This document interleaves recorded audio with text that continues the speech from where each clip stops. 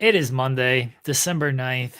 As you can see, Joel Pearl running from the grind once again. 3 straight shows he's missed, everybody. I don't know what I'm supposed to do about that. I don't know what I'm supposed to do about Joel just continuing to miss shows. Maybe I need to find somebody to replace him. Maybe I need to find a permanent co-host to just replace Joel, kick him to the curb. Joel is not here once again. It is just me, Oos, for the first hour. SP3 will be joining me in the second hour. Maybe we'll have some guests in the first hour. I don't know. I don't know how the show's going to go. Never know how this show's going to go. Don't really have a format. Never have a format. There was wrestling this weekend, allegedly. Did I watch it? Some of it. Do I have a lot to say about it? Not really. It's wrestling. Who could possibly care? Who could possibly care about the professional wrestling? How's everybody doing today? That's what I'm going to change my headline to. Who could possibly care about professional wrestling? Is Joel okay? Is Joel ever okay? You know? Is he ever okay?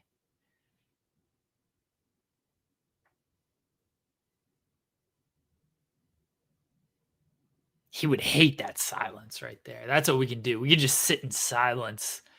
And when Joel listens to the audio version of this, he could just get angry and seething as there is no audio. Am I ever okay? No, I'm never okay. Are you kidding me? I got to watch wrestling for a living. I get paid to watch wrestling. It sounds great. It's awful. It's awful. Everybody leave a thumbs up on this video. Come on, let's get the fireworks, the solo fireworks. We got the subliminal. It looks like I'm like speaking a thumbs up. Let's get the solo fireworks going. Oh, we got the speaking, but there's the solo fireworks. All right. Leave a thumbs up on this video. Subscribe to the channel if you've not subscribed already. Leave a super chat. Get your question, comment, statement read on the air. That helps us out. That helps everybody else out. That doesn't help out Joel. I'm not paying him anything for this month. He doesn't deserve it. He's missed 3 shows. He's missed more shows than he's done this month. I'm not paying him.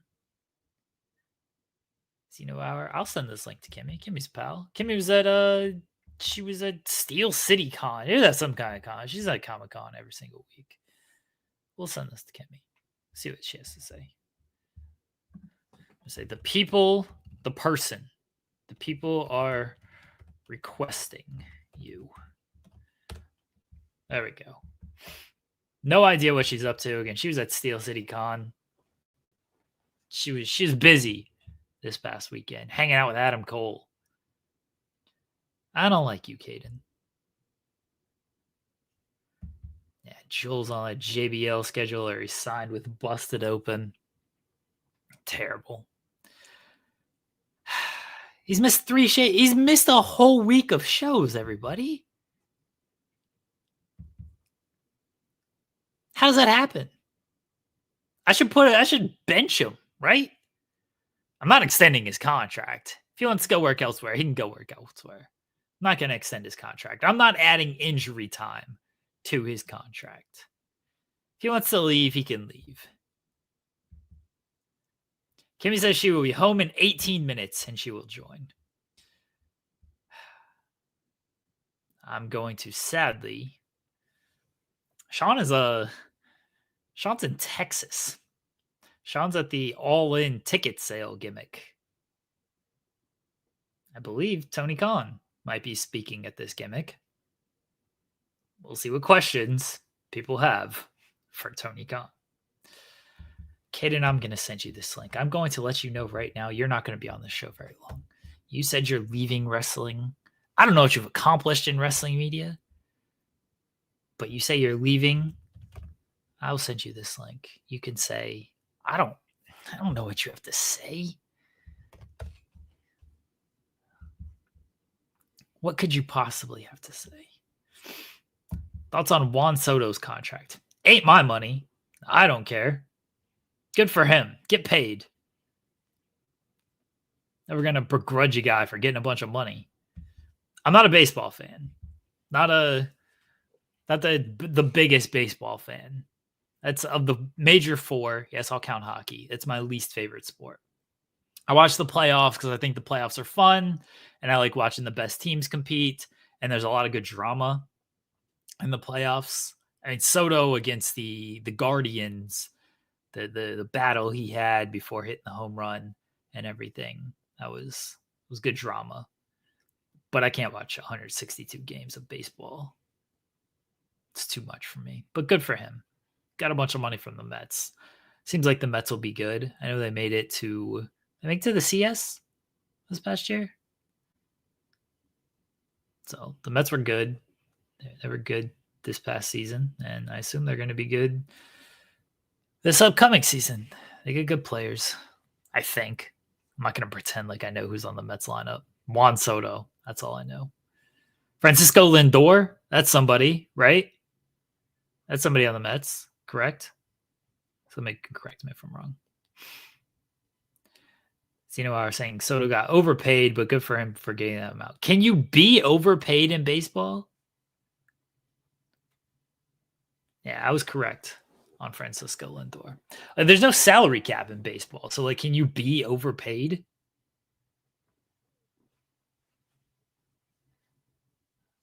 Right, Dino R says, yes, you can be. You can be overpaid. Okay.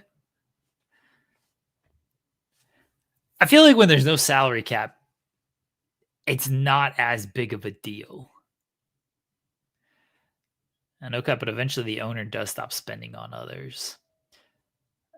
I mean, not if you're the Dodgers. Seems like they just spend on everybody and it works out okay.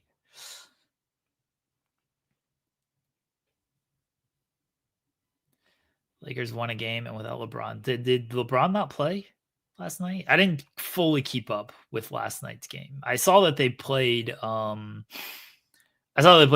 Could not possibly care about a game against Portland. Who cares? Portland sucks. I watched that game against the Hawks, though. That was a good game. Completely blew that game, the Lakers.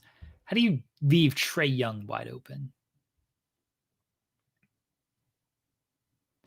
Jose Alvarado saying, money was deserved for Soto, but that's now 2-star players signed for 10 plus years. Got to win multiple titles for it to have been worth it. Yeah, you do have to win multiple titles, but if they do that, then, more power to them. There's a tax that kind of acts as a cap. I guess if the owner is willing to pay that tax, it doesn't matter that much.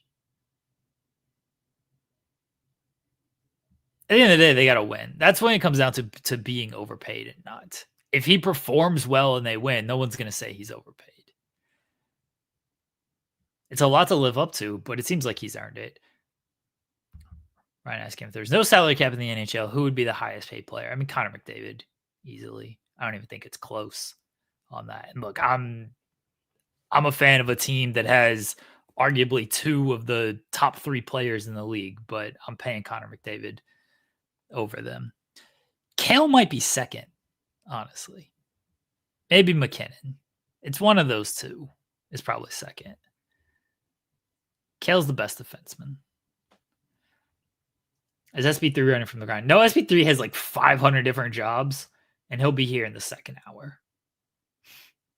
Caden is here. I don't know why. What do you want? I agree with your assessment that Connor McDavid would probably be the highest paid player. Kale as a defenseman, yeah, likely too.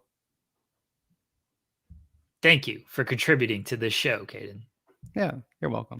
I actually have something to promote, Jeremy. I know Cam has been on to talk about it a little bit, but I think tomorrow he's releasing the very best wrestlers of 2024, and I am a contributor on it. So I will be doing the portion on. I don't know if he said that I'm doing Will Ospreay, but I'm doing Will Ospreay's portion. For those of you who know me, know that Will Ospreay is one of my favorite wrestlers, and I'm very thankful for Cam for bringing me in to talk about Will, who had a fantastic year, and I think I did a good job in my expert opinion of analyzing his year and summing it up pretty well in a few sentences.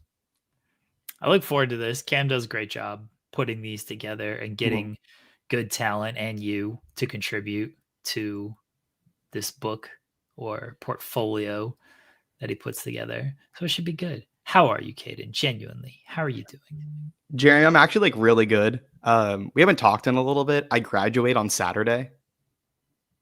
Did you cheat? No, I did not cheat. I will graduate summa cum laude from the University of Florida. Is it summa cum laude or summa cum laude? I thought it was loud. thought it was laude. It might be laude. I don't know. Latin's weird. How'd you graduate with this type of honor? You don't know what it is. Look, it's journalism, man. I don't have to pronounce words correctly. I just have to say them correctly. What is the difference between pronunciation? I meant to say right. I meant to say write them correctly, and I fucked it up. You better hope no one is listening to this from your school or just in general. They're gonna be like, "Nope, he appeared on this nondescript wrestling show where they don't talk about wrestling and can't pronounce any of these words. Doesn't know that pronunciation and saying something is the same thing. Where they're gonna yank your diploma right as they hand it to you." At least I know what a verb is, unlike Kimmy. Debatable. Look.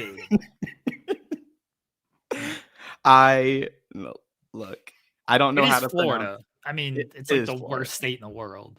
It's very unfortunate, but I am excited to graduate. Hopefully, I can go into sports communications. That is my goal. I want to go into sports. Like I genuinely like my degree is in sports media, or sports and media, so I have to kind of like go into sports.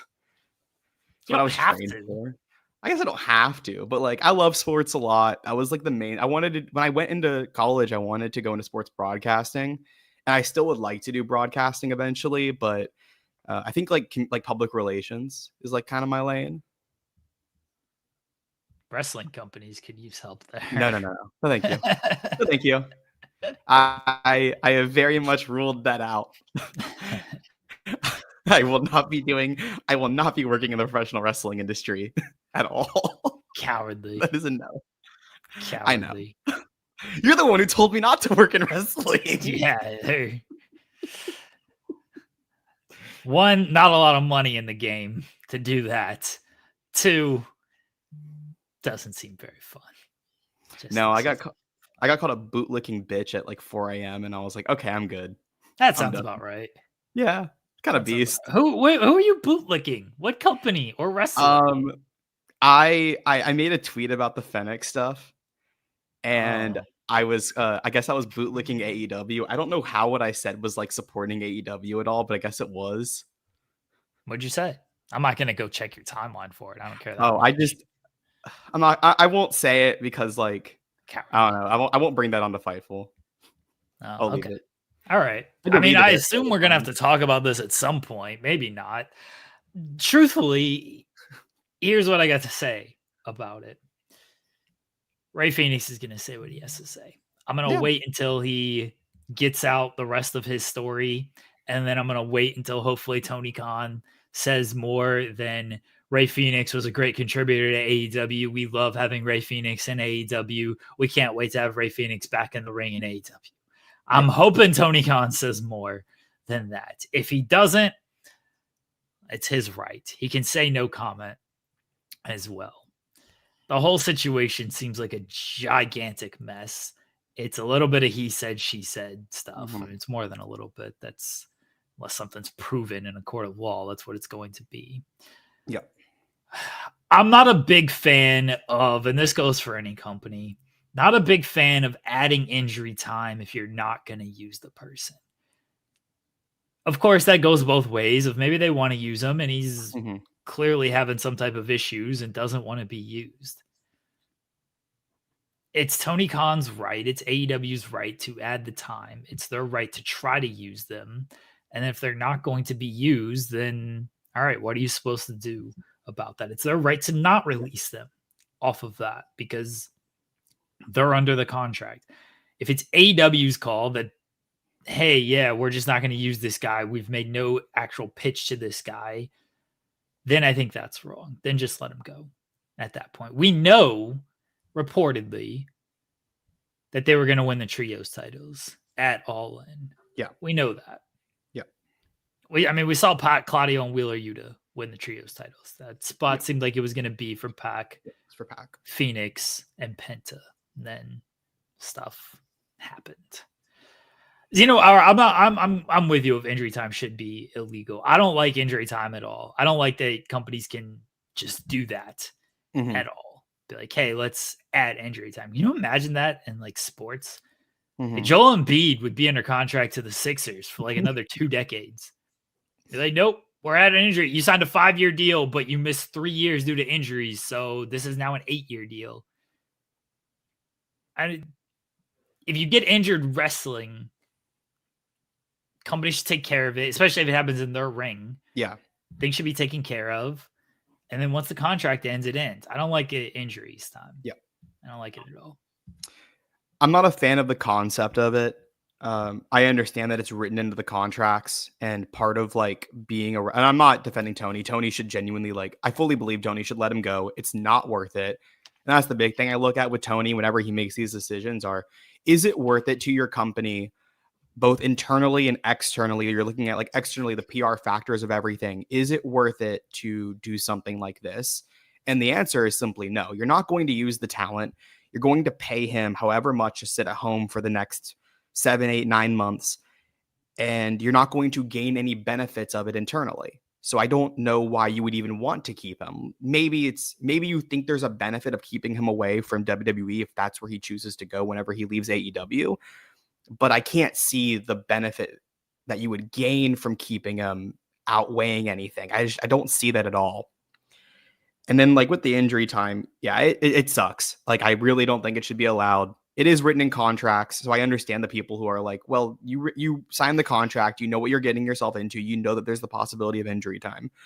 But it genuinely just should not be shouldn't be legal. Independent contracts should not, the way they're written with WWE and AEW, I fully believe should not be legal and kind of aren't anymore. So I don't know how that's gonna work now legally, but it's just such a unfortunate situation that I hope gets cleaned up soon. And I wish Tony just let him go so we could just stop talking about it. Yeah, Kawhi would be signed until 2080. Henry, yeah, Real Sports. Sorry. Real Sports do have insurance and all of that kind of stuff. And if you get injured in an AEW ring, I don't know for certain of this, but AEW should be paying for that stuff. 100%. Even if you have insurance, as Eddie Kingston has correctly pointed out, insurance is all a scam anyway. So it doesn't matter if AEW is covering all this stuff. Insurance is going to be insurance. Injury time, not a fan of it, but it's in the contract. They're allowed to do it. Is what it is when it comes to that. Yeah, them Tony finding out that they wanted to go to WWE isn't the reason for their contracts being extended. Maybe not. Again, a lot of he said, she said, and a lot of just it's a lot deeper than what Fenix is going to be tweeting. It just is. Fenix is going to give his truth. Doesn't necessarily mean it's the truth. Tony, if he decides to comment on it, is going to give his truth. It doesn't mean it's necessarily the truth. So it's saying the truth is there's one side of the story, the other side of the story, and the truth somewhere in the middle. That's typically how it goes.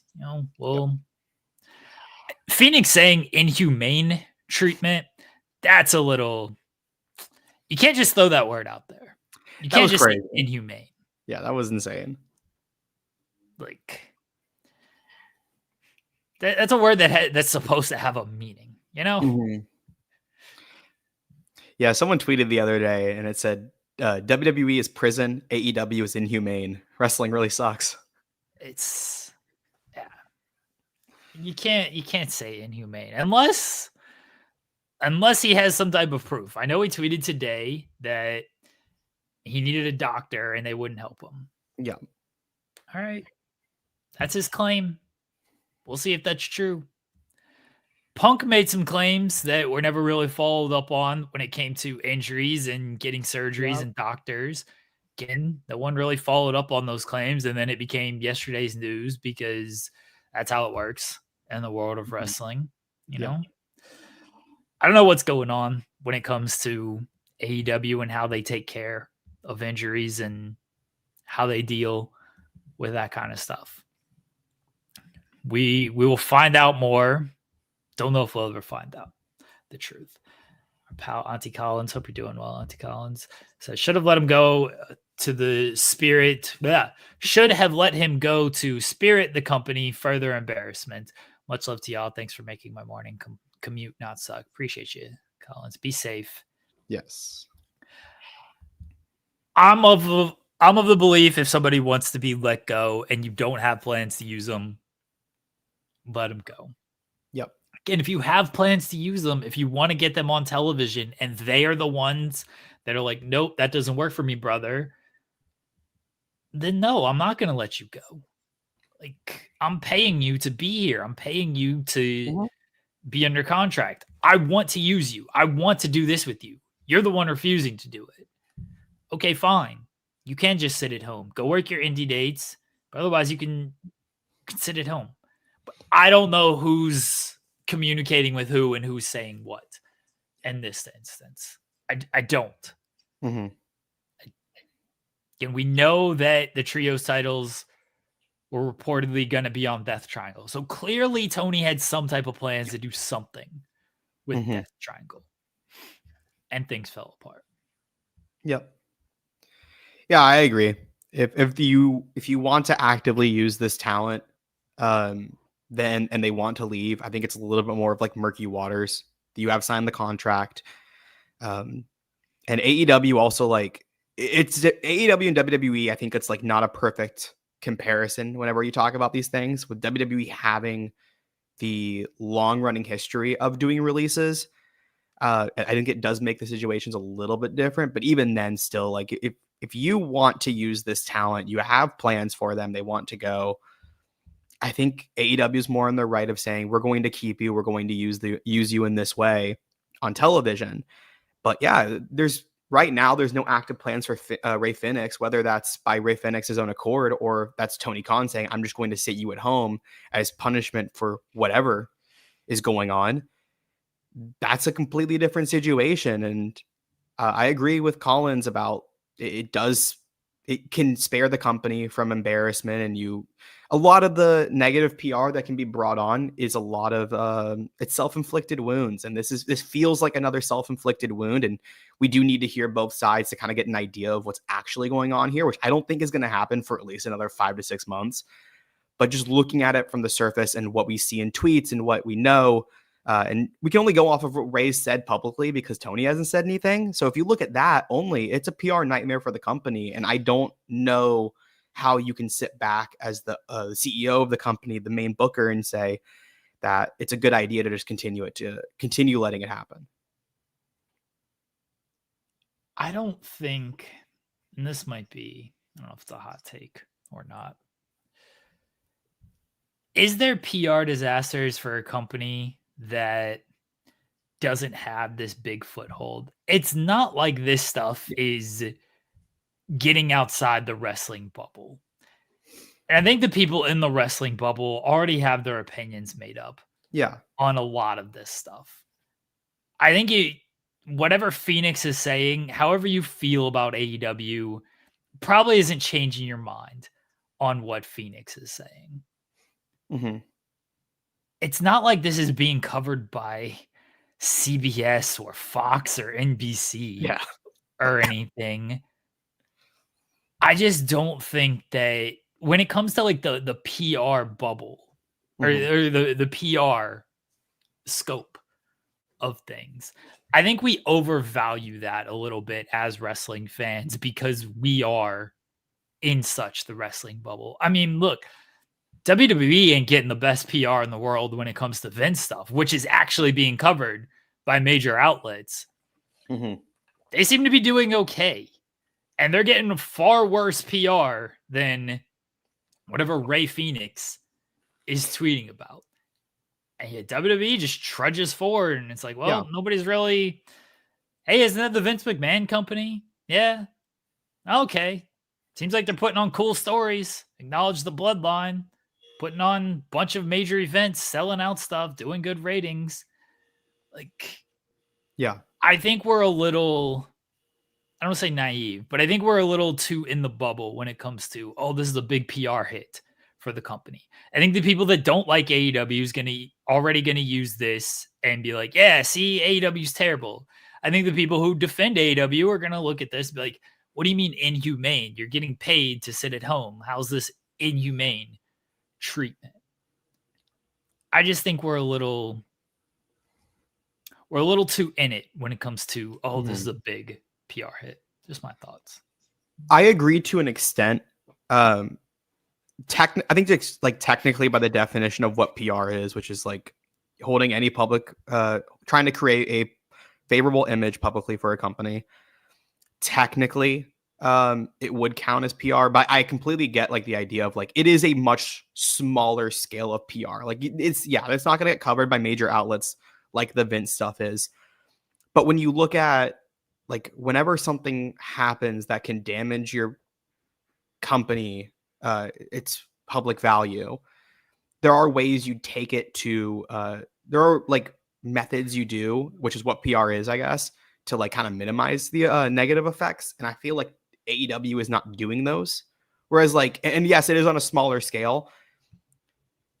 I have so many thoughts about this. It's very scattered. I'm very sorry. I think right now it actually matters more than if it was like 3 years ago. Like having a situation like this that is very inside bubble, 100%. I totally agree. But I think right now it matters because in the trends I've seen, I do live in sort of an echo chamber on Twitter, which I actually think like I've gotten a good job of like not having as much of an echo, but obviously like it's Twitter. Theoretically you will have an echo chamber through algorithms. But I think in what I've seen, I see a trend of people who have been diehard AEW fans, very much love AEW, slowly shifting towards not liking it as much. And that's what happened like last week when everybody who I've seen who loves AEW just started crashing out on the timeline about AEW being bad. And while I think 3 years ago, this situation probably wouldn't have had any effect. You move past it. People are going to defend and protect Fenix. But when you have a situation like this, that does make the company look bad, and you have people who are already having issues with the AEW, then it makes it even more of a priority that you shut it down and use the correct PR tactics to make sure it doesn't get out of hand, because you're just adding flame to a fire, in my opinion. By request, by one person, but let the record show I give the people or the person what they want. Kimmy Sokol is back.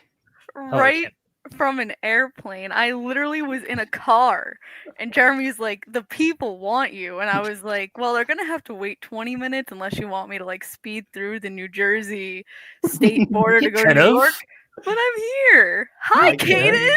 Hi, Kimmy. We were texting earlier. We were. Are we talking about the Lucha Bros? Is that what I walked into? Yes. Do you have thoughts on this? Damn it. You can say no comment. That's what Tony's gonna say when he's asked. You know what? That's pretty accurate. No, I mean, it's a very interesting situation, and I don't think people know the full story of things that are going on. I think things are going to be interesting. I mean, my opinion is I would not hire somebody who's going on Twitter having a meltdown. Yeah, well, WWE is going to do whatever they're going to do if they think it's going to help the company in the end. And we'll see if he even gets out of the contract. I have no idea. No idea if he's going to be able to get out. Yeah, we shall see. It's a giant mess right now. I hope. Question mark. That's what it is. It's a giant question mark and people just assuming. But that's just Twitter for you. It's a question mark and a mess. It can be both. How was your weekend, Kimmy? It was great. I was with Adam Cole all day yesterday. What a lovely human. Did you talk to him about his tan? No, but you know what No, you know what we did talk about? So I was on Between Two Beards last week, and we were talking about movies that we've cried over. And I said I've never cried ever watching a movie. Really? Oh. Yes, never. So I'm telling Adam this, and then I go, one of the examples was Toy Story 3. And he goes, "You didn't cry over Toy Story 3?" I go, "No." He goes, "My whole opinion of you just changed." I was like, "What?" He goes, "I was crying during Toy Story 3." And I go, "Okay, there's a difference. I guess there's a difference between you and I." But then he had said, he goes, "Britt's the same way, where Britt really doesn't cry over movies and stuff. And he was always the one to cry." So I'm like, that's why Britt and I are the same person. We're just vibing in our own little bubble. Oh, I 100% Adam Cole cries at all of these movies. I feel him, by the way. I'm a big movie crier. Stuff tugs. I'm very emotional, emotionally unstable, according to some people. But I'm Jim and Pam in The Office. Anytime they get together, just heartwarming tears. I can't watch the wedding episodes, Jeremy. I just start sobbing. The wedding episodes are fun for me. Well, like when they get together, I love love. Okay? Yeah. So like when I'm dying, I don't care if people die. Whatever. I root for them. But like when love comes together, that's where it hits me. I don't care if people die. So did you cry over Toy Story 3? I'm going to be honest. I don't remember Toy Story 3. I have no idea what happened. That's when Andy gives the toys to like the girl. So he gives away like Buzz and Woody and everybody. I don't remember crying over Toy Story 3. No. Caden, did you cry over Toy Story 3? I was 6 years old, probably. I was like 9. I think 8 or 9. I watched it in the movie theater. I remember my cousin was with me. But yeah, no. Spoiler, that movie came out like over a decade ago. Okay, if you haven't seen it, movie. You could like go on Disney Plus and watch it. Aren't they coming out with Toy Story 5? Isn't that like the new? Are they? They are. They're making another. I think they're making like Toy Story 5 and Cars 4. And in Toy Story 5, it's like everyone's like addicted to electronics, so it's like the toys trying to get the attention back from the children. Yes, that is accurate. They're gonna hack into the video game systems. And you never know. Subliminal messaging. Play with us. The Toy Story 4 Wreck-It Ralph 3 crossover movie. I've never seen Wreck-It Ralph. I've seen the first one. The first one's good. The second one's kind of bad. Nah, I didn't see the second one. I saw Moana 2 last week. How was it? It was okay. I heard it was really good, but I don't understand why they needed to make a second one. They did. It wasn't supposed to be a second movie. It was supposed to be a TV show on Disney Plus.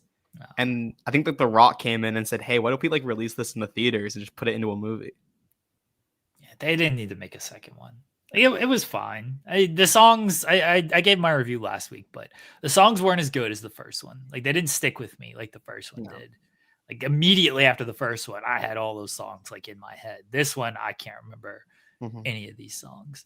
The story was fine, but it was rather unnecessary.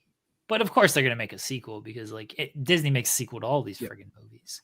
Oh, of course. Yeah, it's like projected to make $1.2 billion. Yeah, it's gonna do great. And then Dwayne can write off the Red One performance, which is like already on streaming. We like. With like the rumors last week that Dwayne might not be working Mania, me and my friends have been making the joke saying, "Damn, that Moana 2 money hit." Yeah, he's getting the live action Moana next live year. Action. Yeah, like he's set for a little bit now. He'll be fine. He'll be fine. If it was just Red One that came out, he'd be back in WWE tomorrow. Yeah. He'd be showing up at Saturday night's main event. He'd be winning the world title. Well, he's the people's champion. That's more important. Yeah, true. And the Netflix debut. He'd be there. He would be there. I hope we're getting Fast 11. Are you kidding me? I need another Fast movie. I've never seen any of them. That's the last time Kimmy Sokol will be on this show, everybody. What? Never seen the Fast films? What kind of person are you? Honestly, it's like quite disappointing, Jeremy. What have you done with your life? You're on planes all the time. Watch one on a plane. I like to go to sleep on a plane. I just banged my funny bone into the wall. Is that karma? I was on a 1-hour flight. What am I gonna watch? Fast? Aren't they like 2 hours long? Well, they get longer and longer. Yes. Wait till you get the Fast 10. That is They're 2 measured, hours and by the way, 40 they're measured in quarter miles, not in hours. Oh, I'm sorry. quarter mile at a time. Yeah. Yeah, You but have to live your life a quarter mile at a time, Kimmy, which clearly you don't do. damn, I'm never gonna be allowed on Fightful ever. Watch again. the Fast and Furious films. This is homework. Homework. Homework. Jeremy, have you ever said forget about it on this stream? No, I try not to channel my Paul Walker and say "cuh" on this. I think I've been super chatted into saying "cuh." People will sometimes leave super chats that say "cuh," and like I obviously get the reference, but no, I don't do that. That was a phase for him in that second one, doing that. It's one of my favorite scenes in a movie of all time. I saw that movie in theaters like 3 times. Not just joking. 3 times. Second one gets a bad rap because Vin Diesel wasn't in it. Don't care. Yeah, I it's think really good. I like it. Yeah, the second one rules. I used the Rock meme that got over big when he breaks the it's a stupid thing called on his arm. The cast. Yeah. In Furious 7. Yeah. He just breaks it. He's like, gotta go to work. Daddy's gotta go to work. When he punches the ground and causes an earthquake, rules. Absolutely rules. Those movies, by the way, Kimmy, I don't know if you have any idea of like what they're about. They're about following your dreams. Are they? They're about I know the song "See You Again." That was like a graduation song. I know that. Yeah. And there's some like car things going on. They like drive really fast cars. That's why it's called Fast and Furious. That's all I know. It's about following your dreams. It's about knowing that anything you set your mind to, you can actually do it. Because they start out, spoiler alert for everybody, they start out as just robbing, electronic trucks. That's it. That's all they do in the first one. And by the end of it, they're going to space. They're saving the world. Mm-hmm. They're stopping nuclear missiles. Driving down a dam. It's about family and following dreams. It's very inspirational films. That's why they made so many of them. You can't have enough of this inspiration. Mm-hmm. Clearly, they made 10 of them. That's like a decade. 11, technically. 11. Yeah, they had a spin-off movie in there. Yeah. Roman Reigns is in the spin-off movie, Kimmy. I didn't know that. Yeah. I knew that. See? He does about as well as you would think Roman Reigns would do in this film. Yeah, he hits a spear, and that's like about it. Not like he does a ton. He's with The Rock, and he's getting like 2 scenes. So Britt did more in Cobra Kai. Got it. It's close. I watched both. Yeah, I think Britt does Britt has more speaking role because Roman doesn't say anything. I don't think. Yeah, but Britt's trying to do a Russian accent, and it's real. Yeah, it's quite funny. And she tried really hard. She did try very hard. Yeah. Britt does try in that role. I watched that a few weeks ago, and it was very funny because they just keep panning to Britt as like they'll know who this person is, and I think like 90% of the audience does not know who that is. I know we do. I popped. It was fun. Those movies. That whole franchise, the Cobra Kai franchise, it's total pro wrestling. Absolutely rules. Yeah. Legitimately my favorite TV series. You ready for the movie? Are they doing a movie? They're doing a movie that will be it's going to be like I think it takes place right after Cobra Kai ends, and it's Ralph Macchio and Jackie Chan. Oh. All right. It's like Cobra Kai. It's called like Karate Kid Legends or something, or Legacy. I don't know how to feel about that. I'm looking forward to once they end Cobra Kai. I'm not looking forward to the end. I'm looking forward to see how they book the ending because they booked themselves into a corner with this last bit. Yep. And that's why they had to have death to get out of it, which I'm all for. I'm all for the death. Yes, more Jeremy death. On Friday said he was very excited about the death. Yeah. Yeah. Good death. Why wouldn't I be? We should have more of it. Oh. We're going to do this again. You're not going to sway me from this. There should be more death in wrestling. We needed some death on the AEW show this past week. Well, I was going to ask you, so I don't know if you saw that Bryan Danielson, he's alive. He's in Texas. Oh, I knew he was alive. I broke the news that he was alive. Yeah, so I thought it'd make you feel better that we saw a picture of him like in the flesh in an AEW event. Yeah. Well, I knew he was alive. Again, that's not a big deal. Oh, there is Starcast is returning all out weekend or all in weekend. Yes, it is. Oh, We should be so excited about this.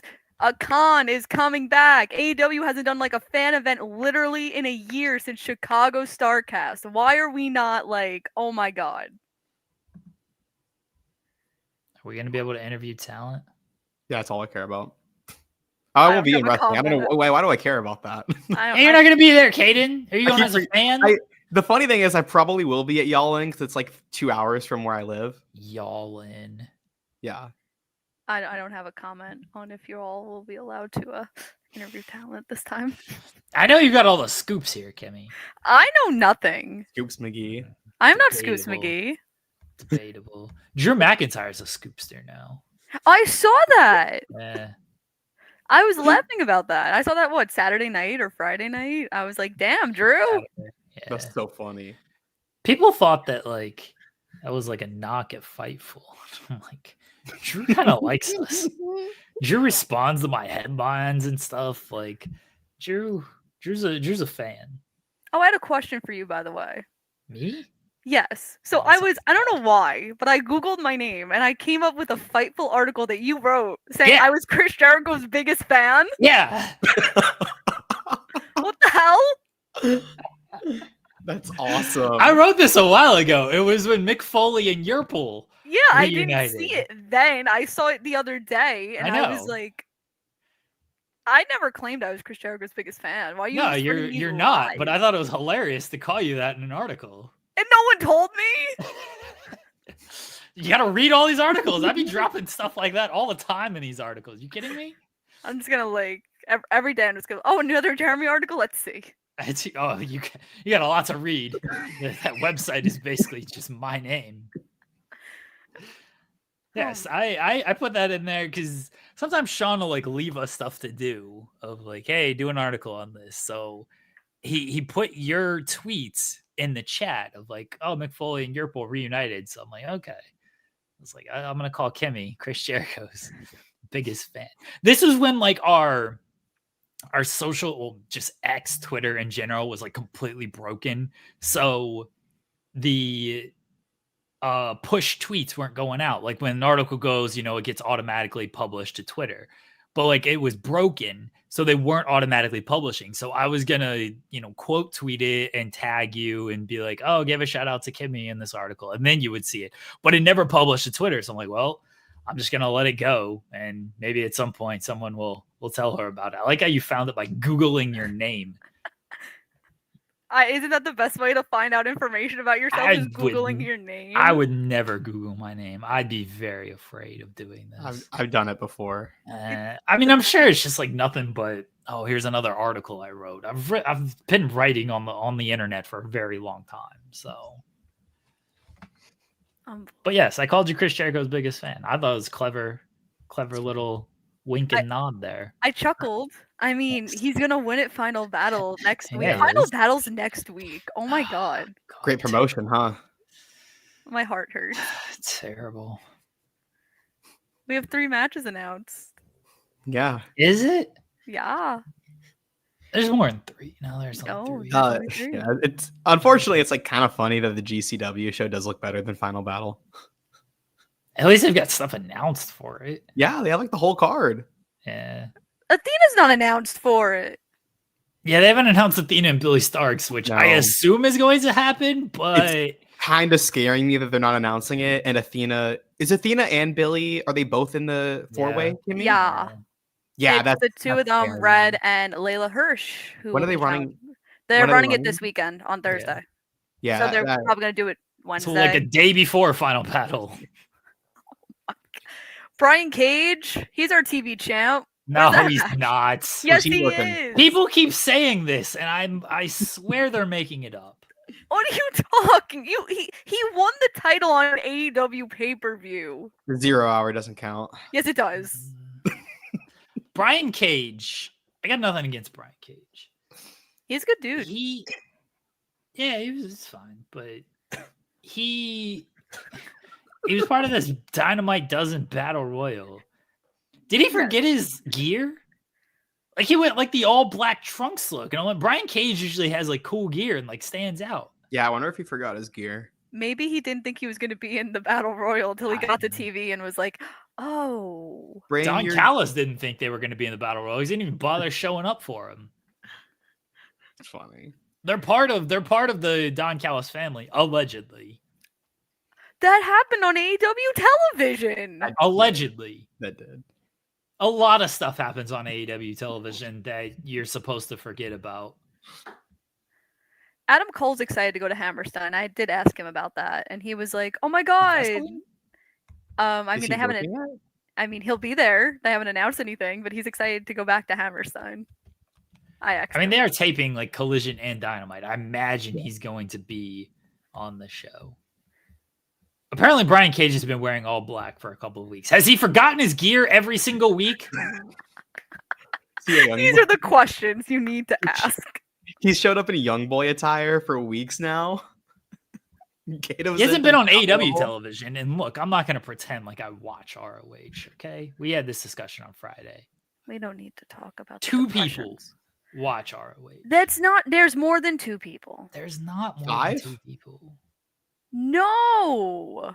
You, Kate, SP3, Collins. Wait, Big Boom AJ just said he'll be at the Hammerstein Ballroom? Hell yeah. Yes! Oh my god.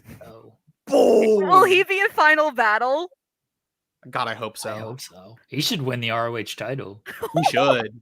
He should. Jeremy, what'd you give that? What star rating did you give his match with QT? Oh, it's the match of the year. Yeah, I agree. It was definitely it was probably like my third favorite match on the show. Like not even like doing a bit or anything. I genuinely like loved that match. It was legitimately the best match on the show. They didn't need to do 1,500 pile drivers where everybody kicked out. Beasts. Hit their spots. Got the crowd into it. We had Rizzler. We had Big Justice hitting a better spear than anybody else in wrestling history. The Rizzler like really knows how to hit his spots right, because every time that camera pointed to him, he did the.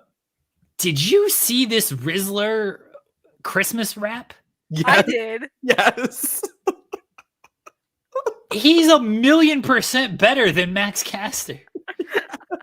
He should take Max Caster's gimmick. He should. I don't know who's writing his stuff. Maybe he's writing his own stuff. He has bars. Like, it was legitimately good. I was surprised. I was like, oh my God, he's talking about Terry Bradshaw and stealing your girl? What kind of bars do you do after saying Black Panther? He legitimately has some bars. He did. That was fantastic. They should bring back the Rizzler. You know what? Maybe he'll be a Final Battle. God, I hope so. Put the trios titles on Big Boom AJ, Big Justice, and the Rizzler. What else are they doing with those titles? Losing in singles matches all the time? One of the people that has them is injured. Who? Aren't you talking about the ROH 6-man titles? Who even are the 6-man? The Von Erichs and Dustin Rhodes. Oh, I was talking about the AEW trios titles. Since but when? Even remember better. the last Battle of the Belts when they won? They beat the Undisputed Kingdom? This never happened. Yes, Battle of the Belts is not real. Well, okay, even more reason to put the ROH, even more reason to put the titles on the Costco guys and the Rizzler. Because one of these dudes is injured. You put it on the Dark Order. Go. No. What? Come on. They wrestle on ROH TV every week. No, they deserve something. That doesn't mean they should win the titles. I don't know if you know this, Kimmy, but wrestling on ROH television every week doesn't actually mean anything because a guy just from GCW comes in and gets an ROH world title shot. You know, I found this out on Friday when you asked me why was Matt Cardona getting a title shot, and I said I don't know. You can't argue with that. Wrestling on the show doesn't have any meaning. You don't need to do it to get a title shot. Nope. It's mean, proven. I do not want the Costco guys versus the Learning Tree for the trios Oh, the titles. Costco The guys final would battle. Fuck up That the would be Learning Tree. Are you kidding me? horrible. Oh, Yeah. shout out to Big Bill. He got married this past weekend to Shout out Lexi to Nair. Big Bill. Yeah. Congrats. I think how people were like, "Oh, this will." I mean, some people, not everybody. Most people did kind of see like through all of this, but people were like, "Oh, this is gonna get Brian Keith more television time. This will be good for Brian Keith." It's like Brian Keith could be the most nondescript person in the world right now. He doesn't wrestle. He's barely on TV. He sometimes yells, and that's it. It's like, is this really helping Brian Keith? It helped Big Bill for one show in overseas, and then they completely missed the boat after that. They should have called an audible on that show, had him beat Hook, and then had him just win the FTW title at All In. That's what they should have done. Jeremy, with Bandito back, I think it's time. God. Yeah, people want this. I And think it's time to do the 3 Outlaws. Oh, I God. don't see it. Hangman needs some backup against the Death Riders. I don't And see he it. also is facing the BCG. Like, he needs some backup. I don't see it.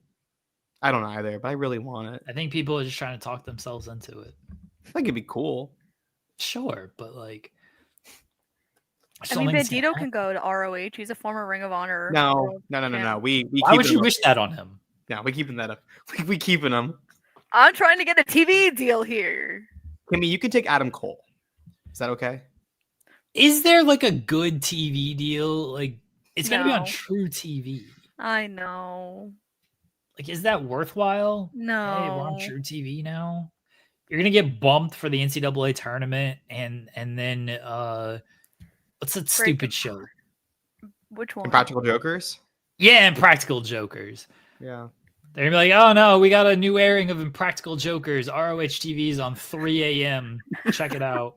You know, my mom used to babysit one of the Impractical Jokers. I forgot which Yeah. one. Yeah, but she babysat one of them. We need to figure out which one, Kimmy. Okay, look, Yeah. I'll text her. Okay. This is a big thing for me. Let's get Mama Sokol on the show. My mom's teaching. She's a pre-K teacher. That's even better. What? Yeah, just in the middle of class. Just pre-K, they just take naps all day. What do you have to do with them? True. She teaches them things. Like you shapes and colors and how to write Debatable. and nap time. They have nap time. I know. I just said that. That's what they do. They're Oh. they're probably taking a nap right now. She can be on the show. And they have snack time. Snack Fair. time. I love a good snack time. Let's I get love a Mama nice Sokol snack. on the show to talk I about. just texted her. All right. I don't think she's busy. We're gonna talk about babysitting one of the Impractical Jokers. Yeah, I think it was like I think it was Sal, actually. That makes sense. Oh. Yeah, it was Sal. So I think he lived like in my mom's like block. So she would babysit him all the time. We need these stories You from need- young Sal. Was he like doing pranks as a No. kid? No. We don't know this. We don't Wait, know what- unless we ask. You said it was Sal? Yeah.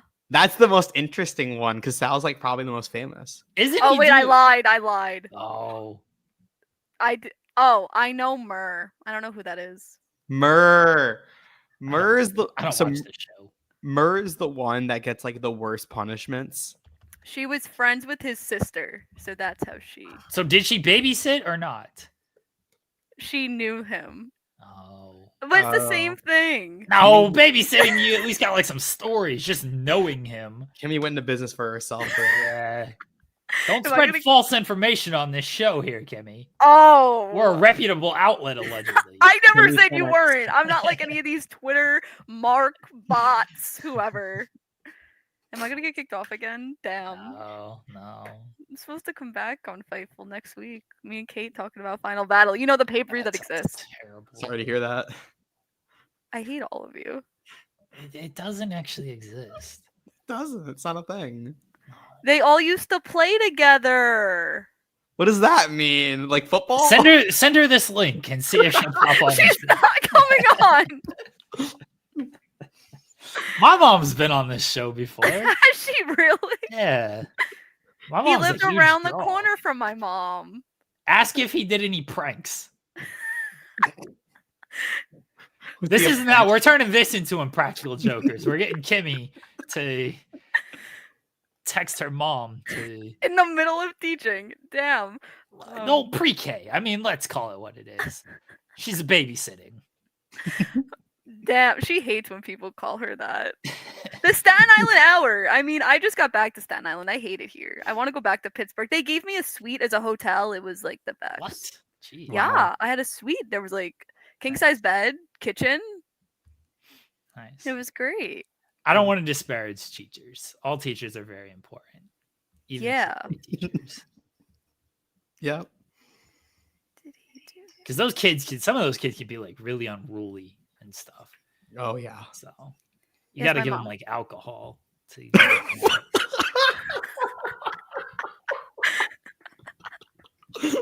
I don't know why people are laughing. Because it's funny. It's true. I agree with you. I am not like disagree with you. Yeah. Put a little vodka on their pacifiers. I assume they still have those. Be like, here, kid, take this. Then that knocks He him right didn't do out. any pranks when he was little. He was No. innocent. Say he was a coward. What? Reply back. So he was a coward? Question mark. No. Come on. We're doing Impractical Jokers right now. We're getting you to This do is- stuff that you would normally not do in text. I'm telling Sean that you are bullying, peer pressuring me. Oh, he was gonna be fun. He's talking to Big Boom AJ. He's got He's things living his going on. best life talking to Big Boom AJ. Oh, hold on. Sean has a very important update, actually. What is Sean it? says, I spoke to Bobby Lashley about Kate's question from the scrum. He was very confused to learn there was any backlash about the question and said there was nothing wrong with asking it, and he took no issue with it. He said he'd be happy to do an interview with Kate and didn't want any hate her way. There you go, everybody. Mhm. Yeah, I saw that. Yeah. I hope he got an interview. I hope he told him that he was participated in the greatest match of the year. Which one? Sean wasn't in the greatest match of the year. No. Well, I think his battle royal at Squared Circle was top. He was When he got main that event. big pop. Yeah, he was the main event. Yeah. I was there for that. I was there for his match against Shaza. Oh. I heard. That was a day I made the towns, brother. I went like 6 hours to watch Sean wrestle Shaza, and then I went 6 hours to watch Bryan Danielson wrestle Eddie Kingston on Collision, and then I went 2 hours home. That was my whole day. You're very committed. It was a long day, but I wanted to support Mhm. Sean. So Yeah. I went to go see his match against Shaza. I haven't seen any of his other matches. I won't do that. What if we just fantasy book Sean versus Big Boom AJ? Oh, Big Boom would work circles around him. I don't know why when Kimmy started saying Big Boom AJ, I thought she was gonna say Big Van Vader. And I'd also like to see Sean versus Big Van Vader. Well, that match unfortunately can no longer happen. I understand, but I still would like to see it. What is this On show Raw. turned into? Are we supposed to talk? I'm looking at the No. title. Okay. No. Where's Joel? I'm gonna fire Joel. Oh, you're gonna fire Joel? Okay. I mean, he kept me off of this show for so long. I've been trying to get on in the weeds, and he was like, "No." Yeah, Joel's that kind of person. He sucks. I asked him to do an hour today. That's it, just an hour. I said, "Hey, can you do an hour?" He's like, "No, can't even do that." He's missed 3 straight shows, Kimmy. I'm gonna replace him soon enough. This is unbelievable. If I wasn't retiring from media, I'd put my name in the hat. Why? Why are you retiring? We're from both media? retiring. Yeah, we're both retiring. Me and Kate are on our retirement tour. Yeah. Why am I retiring? I am retiring because I realized a very long time ago I cannot do my convention work and be taken seriously in my convention work and do media at the same time. How So- can you not be taken seriously? Because I'm friends with all of you, and if I hear something, it's oh, Kimmy's gonna go run and tell da da da da da. Really? People think that? Yeah, I had to sign NDA because of it. Really? Wow. No. Well, I guess when I eventually do fire Joel from this show, I can't ask you to be my co-host. so- You can do it for the remainder of December. Well, that's not helpful. We have what are we 2-3 weeks? Yeah, but Joel's contract goes to the end of the year, so I need Oh, it someone starting does? in January. Yeah. Ex Caden. Caden's retiring too. I'm trying at the end of the year as well. You know what? We could like switch. So it'd be like Caden one day and then me one day. We'll slowly come back. I don't want to do a show every single day with Caden. That sounds terrible. No, I don't think you'd want to. Would you rather No. do a show with me every day? Yeah, you're fun. Hey, I don't like talking about wrestling enough to do it every day. damn. People actually like you too, Kimmy. No one likes Caden. Thanks. Oh, Yeah, you I know, was told that my actually Twitter online. mentioned that this morning, Jeremy. Don't tweet. That was your first problem. I tweeted my retirement. My Just don't retirement messages are very nice. It was the one from last night that I tweeted. Oh, that thing that you we all messaged me talked- about. We did message about that tweet as well. And you were like, "Can I do this?" And I'm like, "I don't care what you do. I don't have a contract over Caden being like, oh, you can't do this." Hey, man.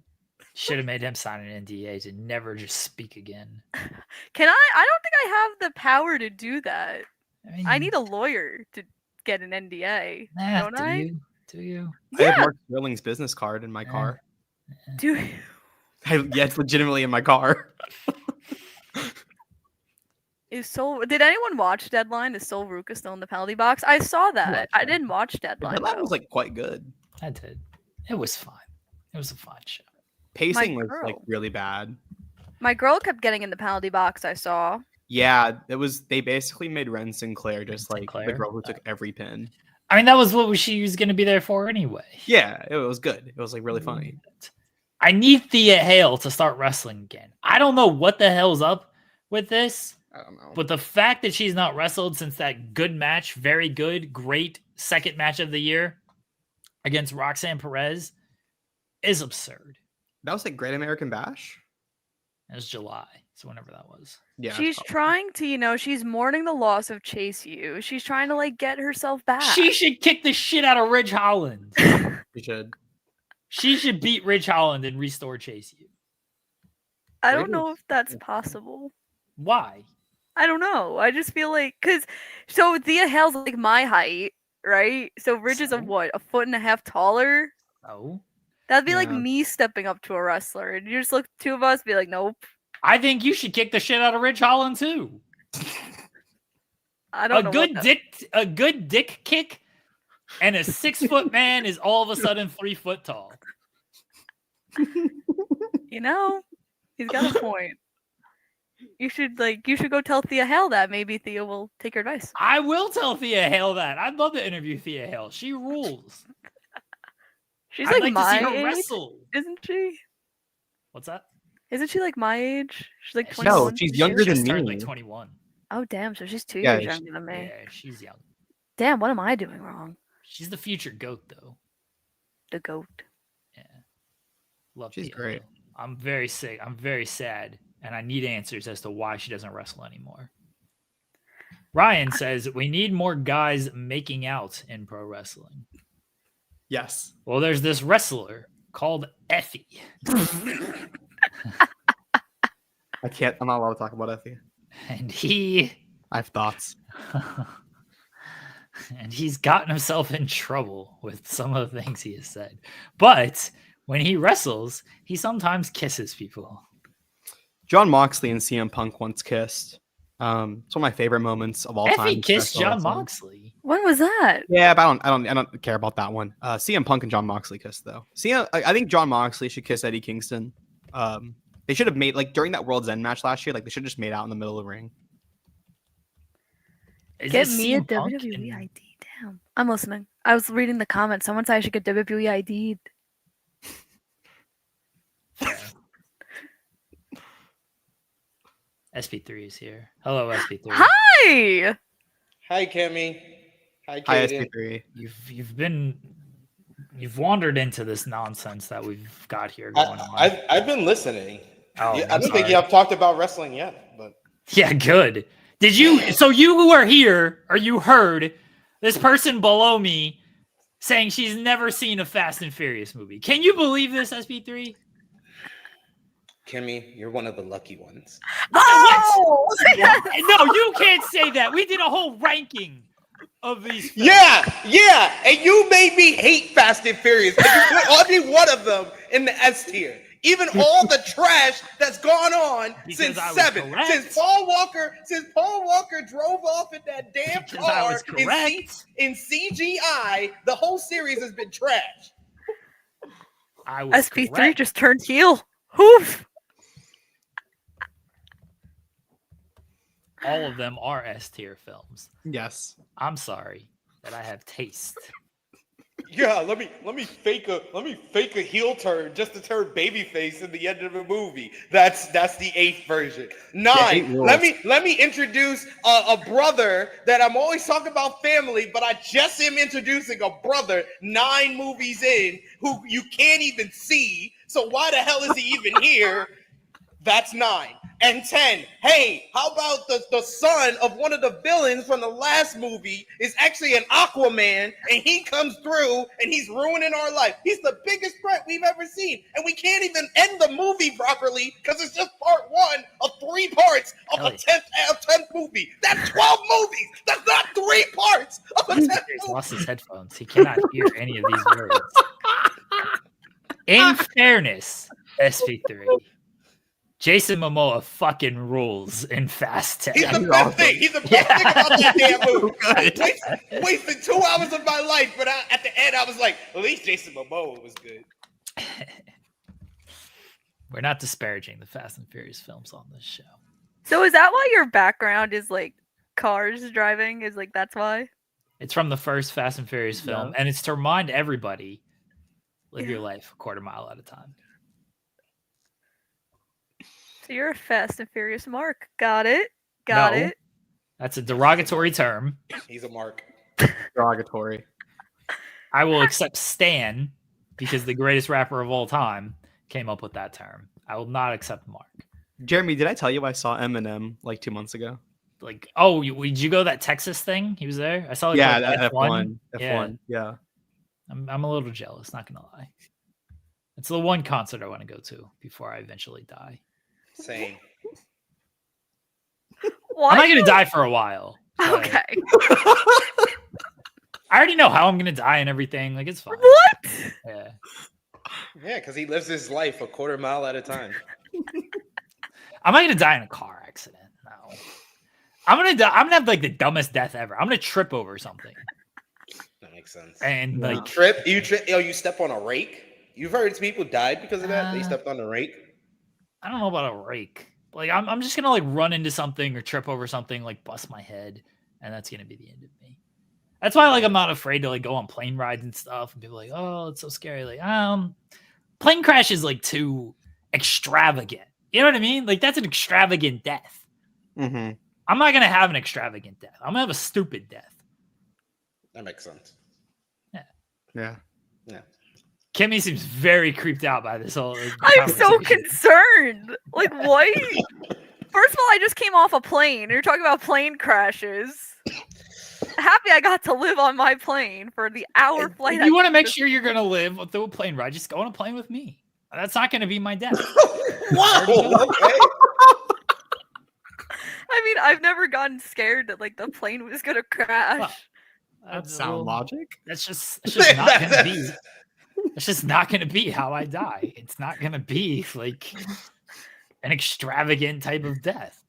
I don't It's know if gonna that be- means that like you think like so like so sad of yourself. That you Morbid? don't think it's gonna be like so extravagant. You think it's gonna be like something so No. stupid.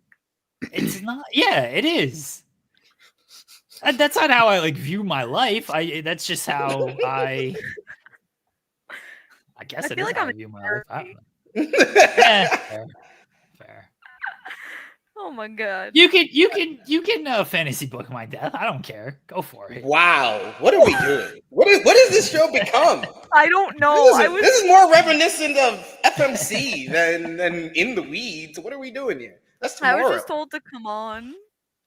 See, the wife isn't listening to this episode because I would get like a bunch of text messages right now of like, you need to stop talking about this. This kind of stuff like freaks her out. Oh, falling down the steps is 100%. Like that's a dumb death. That's 100% what would happen. Yeah, that's a good one. I ran into the thermostat this morning. Like I could like die like that, and that would make sense. How did you run into the thermostat? Yeah, what? It's stupid. Like I don't know. I like hit my shoulder on it. Just not paying attention. But yeah, that's how I'm gonna die. Just something dumb. All right, what did Joel put in the description for today's I show? don't know. Oh, Red B says I fall off a stool, dies of shock on the way down. His body just falling off a stool. That makes sense. Yeah, Well, the title says Kevin Owens should win the WWE title from Cody Rhodes. I've been saying this for months. yeah, I don't disagree with this. And you guys are wrong. Ooh. Stop. Well, God. You guys are wrong. It's okay. No. I've been a Kevin Owens fan a lot longer than everybody here. I'll be honest. When he was Kevin Steen, Yeah, you were- remember? I almost got pushed off of a balcony at Hammerstein Ballroom. Cody Rhodes too Kevin. sweeted you though. You're biased. No, he did not. No, he did not. He too sweeted every person of pale complexion in that building, and then gonna flip me off, Mister. I say racism, Mister. I see color. I'm not Triple H. I see color. I got a black wife. I see color. Well, he saw color on that night, and he said, "Well, fuck you." what show was that? Well, I at knew that was the actual story. Just wanted to see how you would react. I'm sorry. SP3. Oh my god. I love when you do that. It's so funny. It's so funny. As for those who have not heard that story wrong, when people purposely get that story wrong, it's like you. so funny. Yeah, but so not everyone's heard the actual story, so it's no fun if I'm just like, yeah, but Cody Rhodes didn't too sweet you. So it's getting it wrong and then drawing the ire. That's just working, brother. You know. Can I ask what show at Hammerstein Ballroom this was at? This was at their anniversary show in 2017. It was February 2017. I believe it was the same show the Hardys first appeared together to defeat the Young Bucks for the ROH World Tag Team Championships. I remember like it was just yesterday. I was just a young kid who was just minding my own business, just too sweeting people. I was in the front row at a Ring of Honor event. I got the honor of hitting that barricade and hearing the sound and stuff. I'm having the time of my life.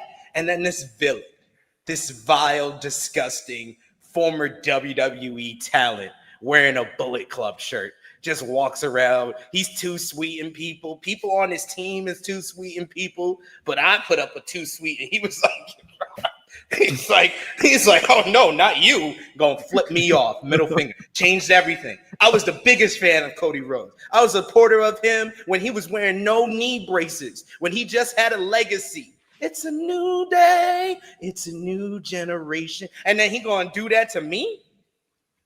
Disrespectful. This was when track was consuming my entire life. When I was held a captured prisoner in high school. This was before, like, you know, I had to miss it for a track meet, or I would have been at that show. We could have like met SP3. Damn. I've met so many people from wrestling media at Ring of Honor events. That's how I met Queen of the Ring. Queen of the Ring. She was arguing, I think, with Cody Rhodes at an event. That's when I saw that video recently.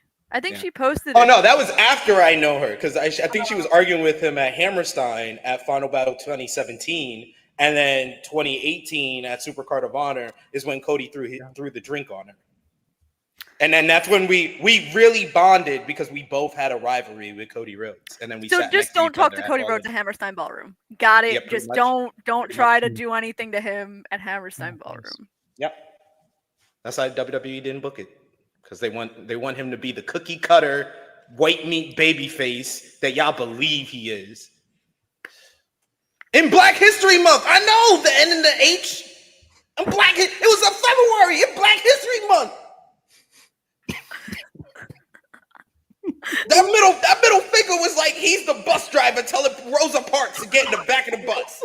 It's ridiculous. That's ridiculous. Oh my god. Whew.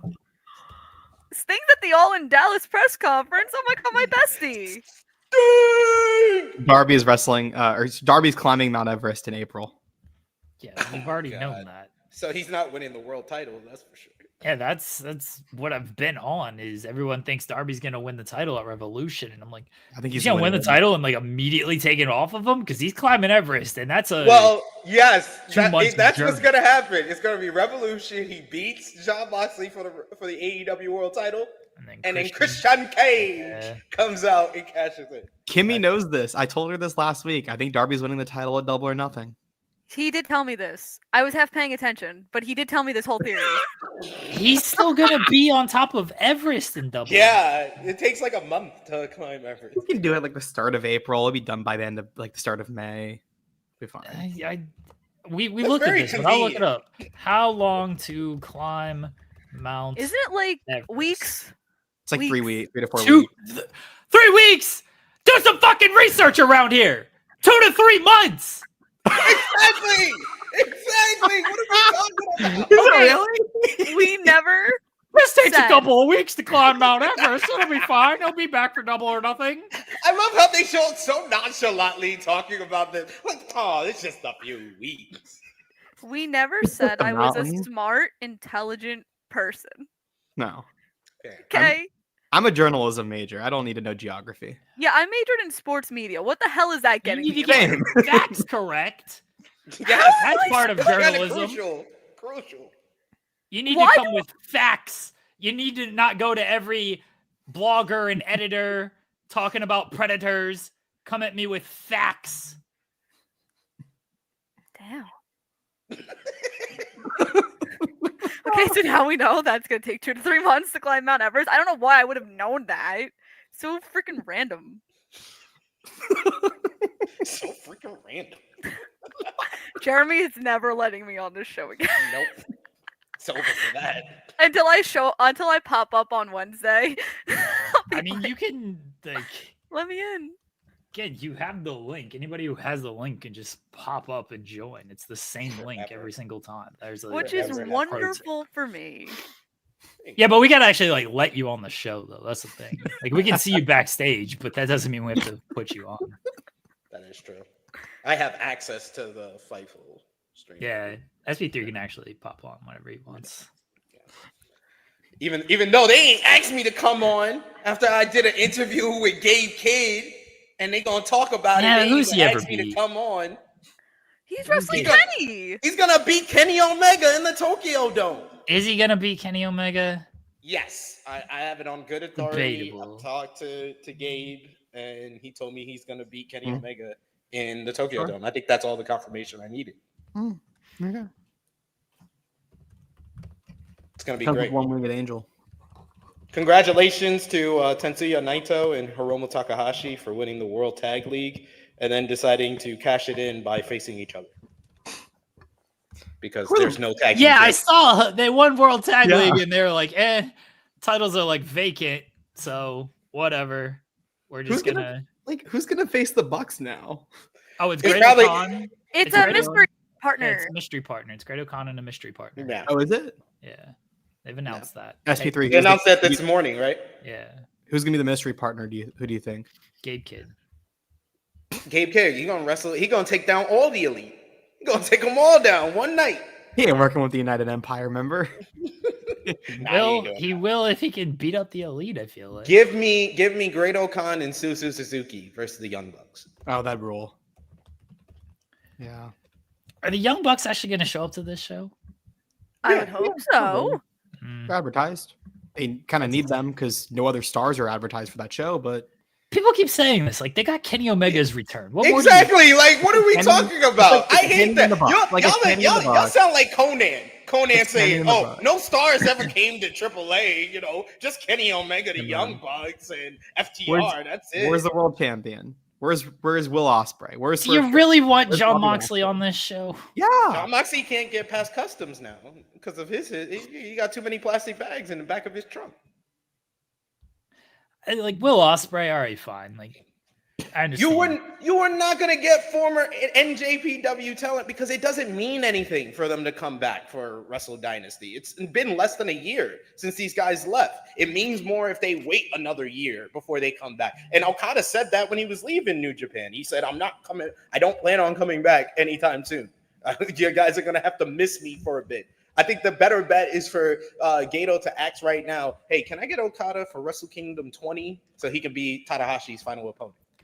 It absolutely rules that Naito, Okada, and sort of Tanahashi. Tanahashi's, yeah, we'll count him. They're just working. Like Okada didn't put anybody over on his way out.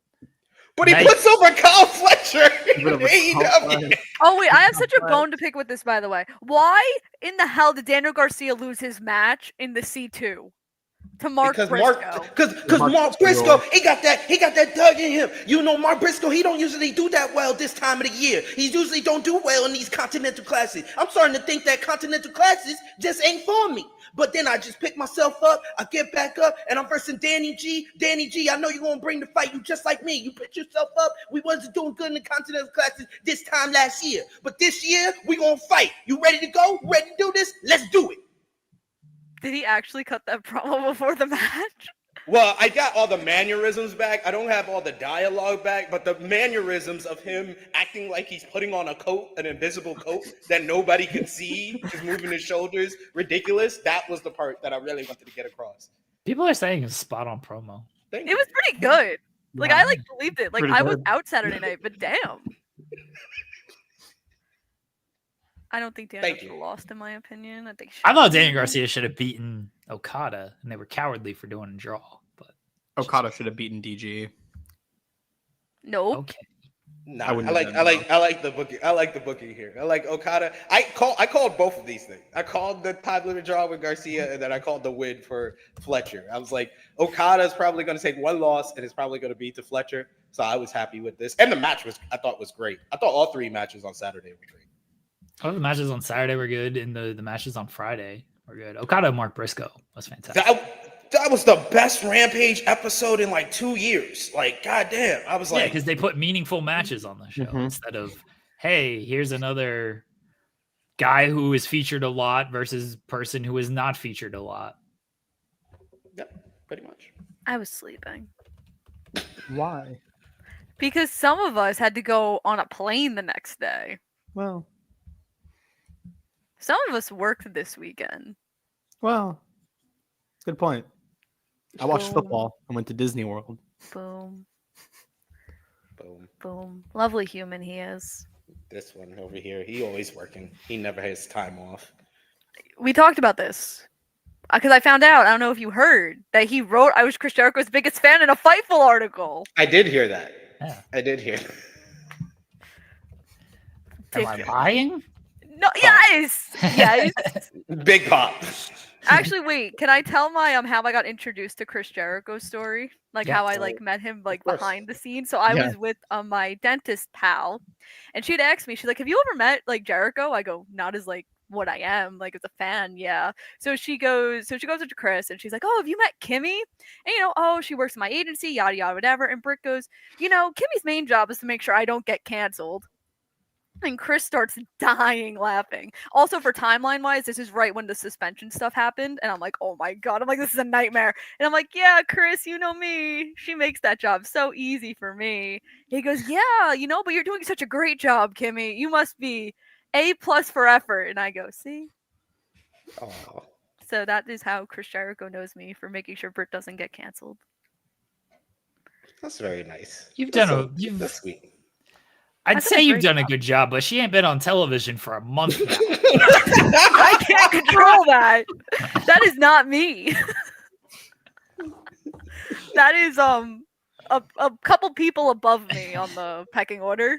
She said nobody cares, and then Nobody cared to Serena- book her again after that. Yeah, Serena. And then Serena gonna wear the shirt. Oh my God, what was that?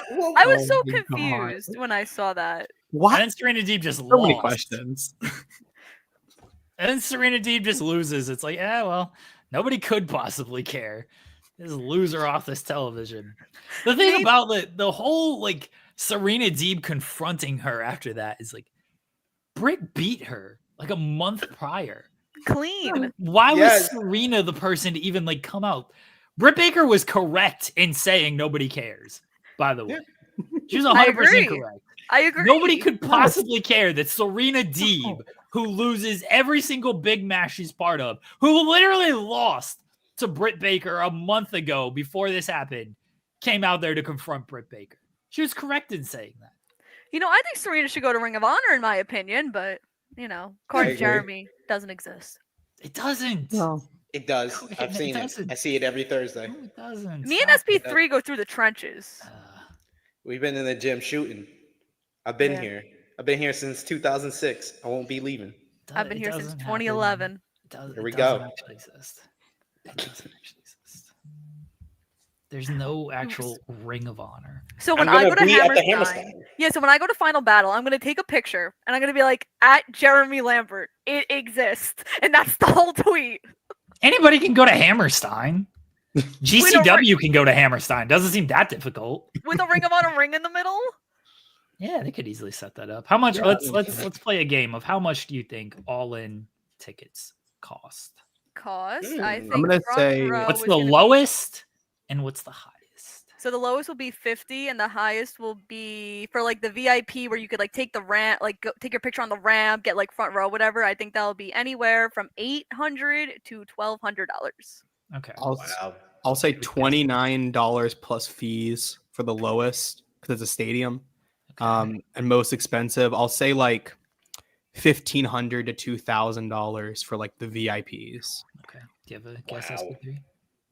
That's outrageous. Because I was in the third row. I did not pay that much. But I'm gonna say $80 get in price, and then $850 to $1,000 for VIP or front row, whatever. Closest for the lowest price was Caden Oh, at $29. 31. The cheapest ticket is $31. Wow. The VIP packages range from $550 to $1,300. Oh, Yeah, That's you not got a that bigger bad. range. It's not that bad at all. No. If you for like a ringside seat, it's about 250, 500, depending on where around the ring you are. Yeah. But there's floor seats for about 250. That's not That's bad. really good. It's way Yeah, cheaper. they should sell Yeah. this pretty well. The Yeah. prices are pretty reasonable here. I think Not they probably learned their lesson from Australia. Yep. They've not opened up the entire stadium. There's actually like, based on this Ticketmaster layout, which could or could not be factual, there's actually like a lot of stuff that's not opened up. Yeah. The entire outfield is not opened up yet. And then there's a lot going. If you're like looking towards the outfield, a lot to the left also is not opened up. The outfield, like the outfield section, maybe I can kind of, except for certain spots, but like behind the screen and stuff, I kind of understand that. But That won't be open probably. yeah, there's even stuff like there's a lot of the 300 not open, like half of the 200's not open, So and even half of the 100's not open. So is It this feels like the general sale or is this like? This this is is the general general sale. sale. Oh, okay. Yeah, Yeah. this is every ringside seat by like the definition of like the first two rows, every first two row is all sold out already. Oh, sorry. There's one second row in the corner still available. That is $1,331 plus fees. yeah, they seem like they're reasonably priced, which is good. Lessons are being learned. I'm glad Yep. to see it. Hopefully it does well. Yeah, I hope it does well. I hope it does well. I want every wrestling promotion to do well because I Me watch it too. all. I agree. I think that's a Yeah. good sentiment. We need more death and cocaine in wrestling. Oh, here we go. Oh my God, this guy over here. Cocaine, This yes, guy 100%. over here. There was like a really actually a good conversation someone had last night about the Death Rider stuff. It's basically like when you do an angle that huge when they come in and like kind of kill Danielson, the only way you can elevate that angle at that point is to genuinely kill someone. Yeah, good. And it's like, what do you do at that point? Like, I feel like AEW when they have those angles, they start so hot, and then you have to kill somebody at that point. I don't think that far. Really? They just need to make it a whole encompassing. Bro, that segment on Collision was hilarious. They're pouring the chemicals on Orange Cassidy, and FTR just like shows up and is like, "Hey." FTR waited till they got the funnel out. I was like, why is nobody helping this man? I was like, Orange Cassidy looks like an idiot for coming out here on a 4-on-1. Then FTR looked like jerks because they were just about to cut a promo talking about Asheville, North Carolina, until they saw a funnel. They were like, "Hey, knock it off." They didn't even like fight them. They just like shoved them away. All these dudes have been like killing everybody every single week, and FTR is just like, Dikembe Mutombo. No. We don't like that on our wrestling show. But they're not gonna like fight anybody. No, they had a pipe. They should have knocked some heads in with this. You know what torture the Death Rider should actually do, by the way? The funnel thing, whatever. This is the most like gruesome scene in movie history. Not really, but stick with me. SP3 will know what I'm talking about. Kaden might as well. Kimmy won't, because she's never seen the greatest film franchise of all time. The second film, Fast and Furious, where they put the rat on that dude's stomach and then the bucket, and then they do the heat, and the rat is chewing through his stomach. Yeah. Oh, that seems awful. The Death Rider should do that. They should do that to somebody. To who? Who are you I don't picking care. Do it to Darby. Do it to Hook. Yeah, whoever. I don't care. Harvey would do it. That's an intense. Darby would do it. That's how you write Darby off to go climb Mount Everest for 2 months. That's an intense scene. That's the kind of like torture. You know what other like torture thing is like awful? It's from one of the Bond films where like he's sitting in the chair, but they cut out like the chair portion of it, so he's just sitting in. And then they take this swinging thing and they swing it, and it just knocks against their balls. Yeah. It is so awful. Yeah, I remember that. I don't remember what this might be Spectre. I don't remember which Bond. Yeah, I think it's one of the newer ones. But like, you know, Casino Royale, Bargov's got it. Yeah. But yeah, so he's sitting in like a seat with no padding, and they're just swinging like what's the stupid gimmick where it's like the 5 balls and then just go back and forth. Einstein's Cradle or Sure. Isaac Newton's Cradle. Yeah, sure. But they're like Newton's cradling this dude's balls, and that's what's happening here. That seems terrible. That's the kind of torturing we need on this show. Hire me, AEW. I got great torture ideas for the Death Riders. Right? Torture ideas. This is why you should hire me. They're doing this torture stuff. So like, I'm go all the way with it. I'm here to help. Yeah. Oh, let's put the chemicals in a funnel. Like, come on, no. Come on, you can only suffocate a guy with a plastic bag so many times. You got to up the ante. I got ideas. I thought it was very they were very prepared on Saturday. They had a funnel. They wanted to make sure all the chemicals went down his throat, unlike Full Gear where they just went haphazardly just spraying it all around, you know? Yeah. Because he did warn him. He said the next time you piss me off, Orange Cassidy, I'm gonna end you. So I appreciate him following through on what he said. Bargov asking, who's gonna stop the whips from hitting the balls in this scenario? Well, it's got to hit the balls a few times, so that like this is where Sting returns. Yeah. Sting comes down from the rafters. Like Sting can come down. He can like do like the fireman when the fireman goes on the pole. He can go down the pole of one of the balls because they have to be hung, they have to be strung up to the ceiling. I don't even know what I showed up for anymore. When you're doing the Newton's Cradle, the balls have to be on a string connected to the roof. No, but not with this though. John Moxley's just got like he's just whipping them like that. I know. I see what you're saying. Sting Yeah. can still drop down from rafters of something. Yeah, John Moxley's just, he's got like a, I don't know, a sock full of like some type of like a tennis ball or something in there. He's just swinging it. He's like, waka. Yeah. Wait, did you ever see iCarly? Santana and Ortiz. Hell yeah, iCarly rules. Okay, so you know how Sam had the butter sock? butter Like sock. a sock full of butter? Yeah. Something like that. It's just like a tennis ball. He's got, or a pool ball. A pool ball would be good. It's like the sock with the heavier. tennis ball that Ortiz had. Yeah. But John Moxley's hardcore. He's gonna use a pool ball. So it's a pool ball in some type of sock and just whipping it and whips it at people's balls. Where did this even go? How did you I get here? don't know. I'm sorry for presenting creative ideas to AEW. That's creative. Yeah, it's creative. You ever seen it before? Yes, I have. You said the movie that I saw it in. You ever seen it in pro wrestling? Oh no, you've seen it, but you haven't seen it in pro wrestling. That's That makes right. it very different, You gotta appeal to the casuals. I'll take it a step further. He doesn't even need to like sit a person down in a chair where the seat's cut out to do this. He just goes around and just starts whipping everybody in the balls with this thing. Backstage attendant just going around, whapa, whip him right in the ball, whip him in the face with a pool ball. A pool ball and a sock is a great weapon. You should use it. Okay, what else is on the agenda that Joel Who gave us? cares? We're talking about John Moxley Death Riders. We talked about the They're Death called the Riders. Death Riders. Right now, you're missing some death. I see you riding around in your dumb truck in the desert with nobody out there. Start dying on people. Start deathing. It needs some gas. That thing isn't even a word. Less Deathing. riding, more deathing.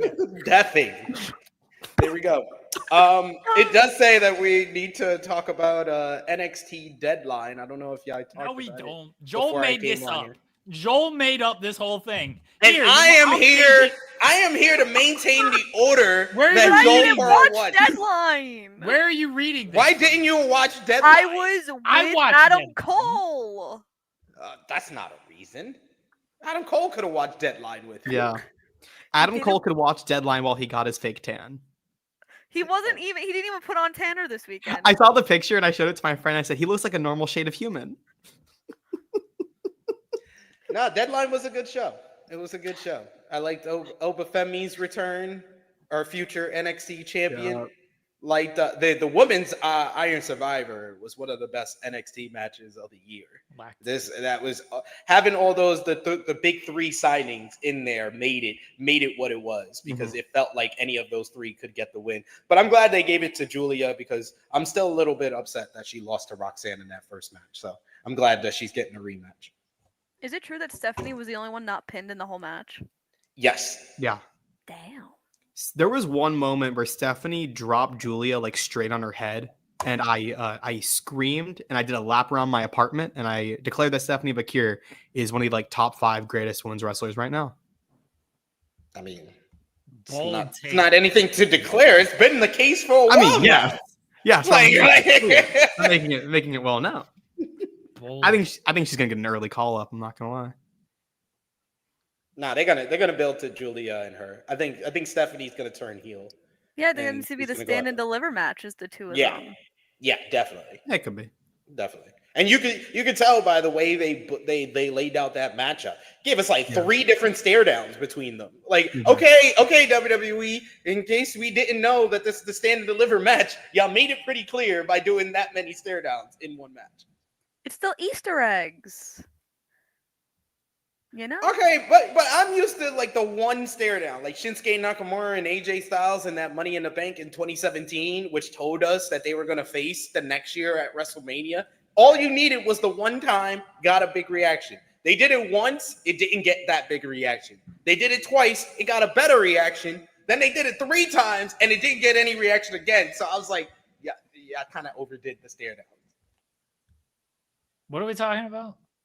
Oh my Giulia god. and Stephanie Vicaire. This is the man who we've had to tell that Zach Nichols has a podcast at least 18,000 times. So Use your listening ears. You yelled about my mom being a pre-K teacher. Use your listening ears, Jeremy. Yeah, that was like when the show was fun, when we were trying to get Mama Sokol on the show to talk about her adventures in pre-K teaching. She was never. Now we're talking coming about on. wrestling. How dare we? Isn't this a wrestling channel? No, absolutely not. No. come on, you're gonna run out of stuff for us to talk about tomorrow, Jeremy. Oh, we got plenty. Do you want a sneak peek at this thumbnail that Rob Wilkins has made? Oh, let's see it. Let's see it. Oh no. I'd be I feel like nervous. it's something. I feel like it's something bad for me. Bless Rob Wilkins, who makes the FMC thumbnail every single week. But we got a sneak peek here.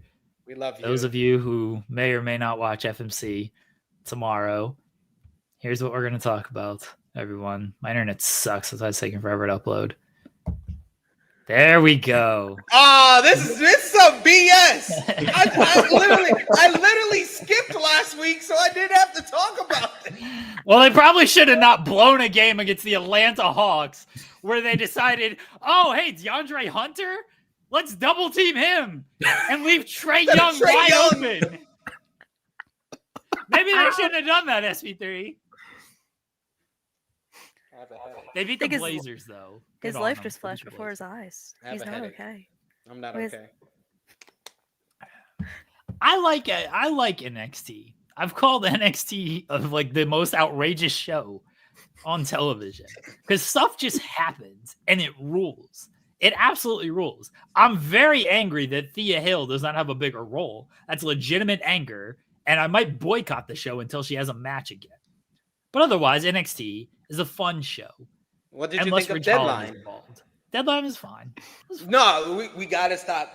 See, I had a revelation. Ridge Holland, he is boring. Don't get me wrong. He should not be in the NXT. Yeah, Championship Trick Williams team. like, dude, you boring, you vanilla, you bland. I was like, you're not supposed to say the truth. You're not supposed to say the truth. Y'all are trying to promote a match on a PLE. You out here telling the truth.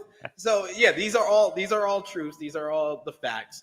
But his theme song is a bop. I was like, why is this his theme song? Doesn't he just have Gallus' theme song? Running from the rooftops and I won't stop running. I control the game. I was like, this sounds like a theme song for like One Tree Hill, not a WWE wrestler. That's a theme song for like a Ford commercial or something. I'm waiting for that song to pop up in the middle of the World's End promos with John Moxley driving his Ram truck in the desert and not killing people. I control the game and I'm screaming from the rooftops because I won't stop running. Is that the lyrics? Yeah. Oh. It is a good theme song. It is. I like it. I was like, there's something about him that I like. So I had to make that note. But then Trick's song hits and it's like, oh, that's a bop. That's gonna kill on arena shows. That's gonna kill. Stadium shows. Yeah. Stadium, it will still sound pretty good, but like the bass in an arena. That is true. That is true. I don't need Ridge Holland in the main event scene though. I'm glad. But that was definitely the worst match on Saturday. It wasn't. It was fine. It was fine overall, but in comparison to everything else on the show, the two Iron Survivors and the tag team title match, that was probably the worst match on the show. I don't know how I feel about the NXT Underground match. I was kind of in the middle with that because I was like, I like this concept. I like Lola Vice in it. I'm just not sure if it always comes off natural. I don't think wrestling trying to do, I'll say that at Bloodsport, they do it well. Yes. But obviously Josh Barnett oversees a lot of that. In national wrestling, WWE and AEW, when they did that fucking cage match between Wardlow and Hager, which was hilarious. But in national wrestling, trying to do that MMA style doesn't always translate, because the problem is like they want to have a match out of it, and it's not a wrestling match. If you're going to imitate a fight, which this is what they do well at Bloodsport, the matches only go like 2, 3, 4 minutes. Like they're relatively short. This Lola Vice match had to be every bit of like 9, 10 minutes. It's like, like some fights go that long. I understand that. But if you're trying to imitate this is what I said back when they did Shayna Baszler and Ronda Rousey. Yeah, this Lola Vice match was 10 minutes, 10:57. Like it's hard to do like it did feel every bit as long as that though. Yeah. Like it's hard to do like a lengthy 10-minute MMA match in a wrestling setting. Because a lot of MMA match fights, a 10-minute fight, one, there's a 5-minute break in between. Unless it's Pride, then you can go 10 minutes. But you're not going to get like all action for those 10 minutes. There's obviously like the dead spots of like, all right, let's stand and, get our range and everything. Or you're just holding them down on the ground and kind of pitter pattering and to set up your next move. And when they did Baszler and Rousey at SummerSlam, Joe was like, oh, you got to give the people like a good, match out of things. It's SummerSlam. They pay to see a good match. Like, what's going to be more impactful? Them trying to do some shitty worked MMA fight for 10 minutes, or Shayna Baszler running across the ring and hitting a flying knee and knocking Ronda Rousey out in 5 seconds. That's going to be way more impactful. He admitted he was wrong after the match happened. But like that's something they actually need to do on like this NXT Underground stuff. It's like, don't give me this terrible worked MMA fight. Give me just like a quick KO. And that'll be more memorable. Gotta say, I agree. That would have been much better on Saturday with that little Vice Jada Parker match. I think they're both very talented. They're both two women that I see a big future in WWE for, but I'm just not sure about that match concept for those two. Yeah, they don't do it well. It's too long. Can't go 10 minutes. And it's so goofy having these random freaking trainees around the ring banging the fucking mat up. Listen, they signed an NIL deal for a reason. Just banging the mat, and then they banged the mat so hard that it made me notice. I was like, this crowd is not into this. They were so freaking quiet during that matchup because they could probably not see the match because there's so many freaking fools around the damn ring. Is there anything else from Deadline? Do we have to talk about this show? Jeremy's like, let's move on to something else. Nah, I'll be talking about it in full with Corey Brennan over on the True Hill Heat YouTube channel, 1:05 p.m. Eastern Time. All I want to say is, doom, doom, doom, doom. I'm just going to walk like that when I go to the store tomorrow. I'm just going to walk like Oba Femi. Just have Oba Femi's music in my ear. Doom, doom, doom. It's like a Family Guy bit where you have like the thing playing. You should go with like a box. Yeah, hell yeah, I should, right? Just doom, doom, doom, doom. Other people like get it as well. Like, oh, that's why he's walking like that. You think he'll get stopped? Like, oh, hell yeah, big Oba Femi fan. Imagine in the hood, in the Bronx, someone stopping me being like, yo, you an Oba Femi fan? Yo, you Oba feminist? Let's go. Oba feminist out here. Oba feminist is crazy. You should go for it, SV3. You should go play. And I wear my wrestling shirts out in public just to see if like anybody will like, stop me. That's how I met my roommate. I was wearing a wrestling shirt and he stopped me. Yeah. I've never actually been stopped wearing. Well, that's not fully true. So we were at this it was it's not like what's it called? A fair. I was trying to think of fair. Festival, fair. More fair than festival. Anyway. So it was fair. And it was like a week after SummerSlam in Cleveland. And so it was like the town fair. And so a lot of people were wearing wrestling shirts. And I was wearing a wrestling shirt as well. So people were like, oh, were you at SummerSlam? I was like, yeah, I was at SummerSlam. Every kid that wore a Cody Rhodes shirt, and there was a few of them, I walked up to him with my 12 kids, and we all just raised our ones in the air. And we were like, acknowledge us. What a heel. What a troll. Yeah. One of the moms gave me like a dirty look. She's like, "Why is this man standing in front of my child?" Put his what up.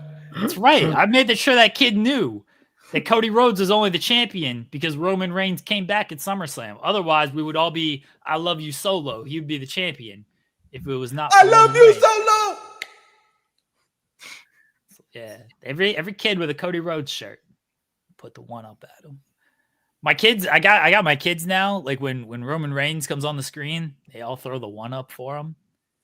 One of my greatest parenting achievements, honestly. Father of the year over here. Will Chisholm sends a super chat. Is Trick and Roxanne getting called up after New Year's Evil? I laughed so hard when the fans chanted RKO to Miles. I think they're That gonna was wait for funny. Roxanne after Stand and Deliver. Yeah. I think she'll do the Rumble because I think she's done the past two, so I think she'll do the Rumble again. But I don't think she'll be called up until the Raw after WrestleMania. And I think the same thing for Trick. I think they will. You gotta make this transfer portal or transfer window, whatever they're calling it, mean something. Oh yeah, You what the gotta hell have- is that? Yeah. It's basically going to be different people from the. It's basically a draft before the draft, and they couldn't Got come up it. with a better Yeah. term. Got But basically, it's a draft before their Netflix move or after their Netflix move, and I think you gotta have some NXT talent come up. And if Femi's staying on to be the NXT champion, the only other guy that's ready to get called up is really Trick Williams.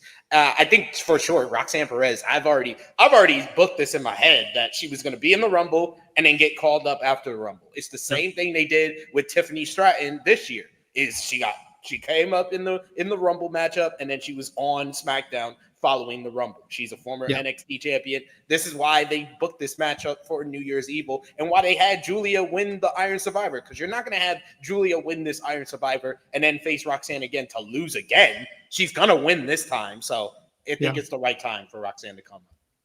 I think there's going to be, I think them two are going to get called up. I think there's going to be a few more as well that will come up some point in January, probably after the Rumble. Or I guess technically that'd be February. But I think you can use the Netflix debut to introduce some. And if you want to wait for some others, you wait until the Rumble to do them. They got to send some male talent to NXT. They do. Yeah, there's a few I got picked out. Giovanni Vinci. Okay, that's not. Why are we doing that? Because he ain't gonna get no play anywhere else. Yeah, but you got to send some decent male talent. Look at Josh Alexander and Joe Hendry at some point in 2025. Will they? I think so. I think you can send Luke Gallows to NXT. He's not doing anything since Carl had surgery. You could do that. He was already in NXT for. I don't know if I'd want to see an extended Luke Gallows singles run, but you could do that. The big LG. Don't talk about my boy, the big LG. I love the Machine Gun Carl Anderson and Big LG Luke Gallows. Big LG is the smartest worker. Yes, he is. I don't disagree. SP3, the Good Brothers are one of my favorite tag teams of all time. I just don't know if I want to see Big LG have a singles run right now. Big LG Heritage Cup champion. Oh Better no, than not that. Ridge Holland. Exactly. I'll take Big LG would. versus Trick over Ridge. Yeah. Oh, I think Ethan Page is going to get called up. That's a good one. I think Ethan Page will Oh get yes, called up. I like that one. They don't know missed what the it boat. is. They missed the boat on doing Ethan Page and CM Punk. It felt like they were going to do that at maybe Halloween Havoc, and then they just didn't. I think Punk said, "I'm not doing it." I mean, for as great of a year as WWE has had, and they've had a great year, I feel like they've missed on a lot of different stuff when it was at this peak. Like you mentioned the Punk and Page. I always think about the whole Alpha Academy fallout. That was red hot in the summer, and they completely whiffed on the peak of that. Yep. So I think Tiff Strat should have cashed in by now too. I mean, people need to talk more about the crash out of the women's titles on the main roster ever since SummerSlam. Liv Morgan hasn't had a good singles match since SummerSlam. Nia Jax has had some of the all-time worst performances on PLE. Like the Bayley match at Bad Blood was really bad. Yeah. The Crown Jewel match with Liv was by far the worst PLE match of the year.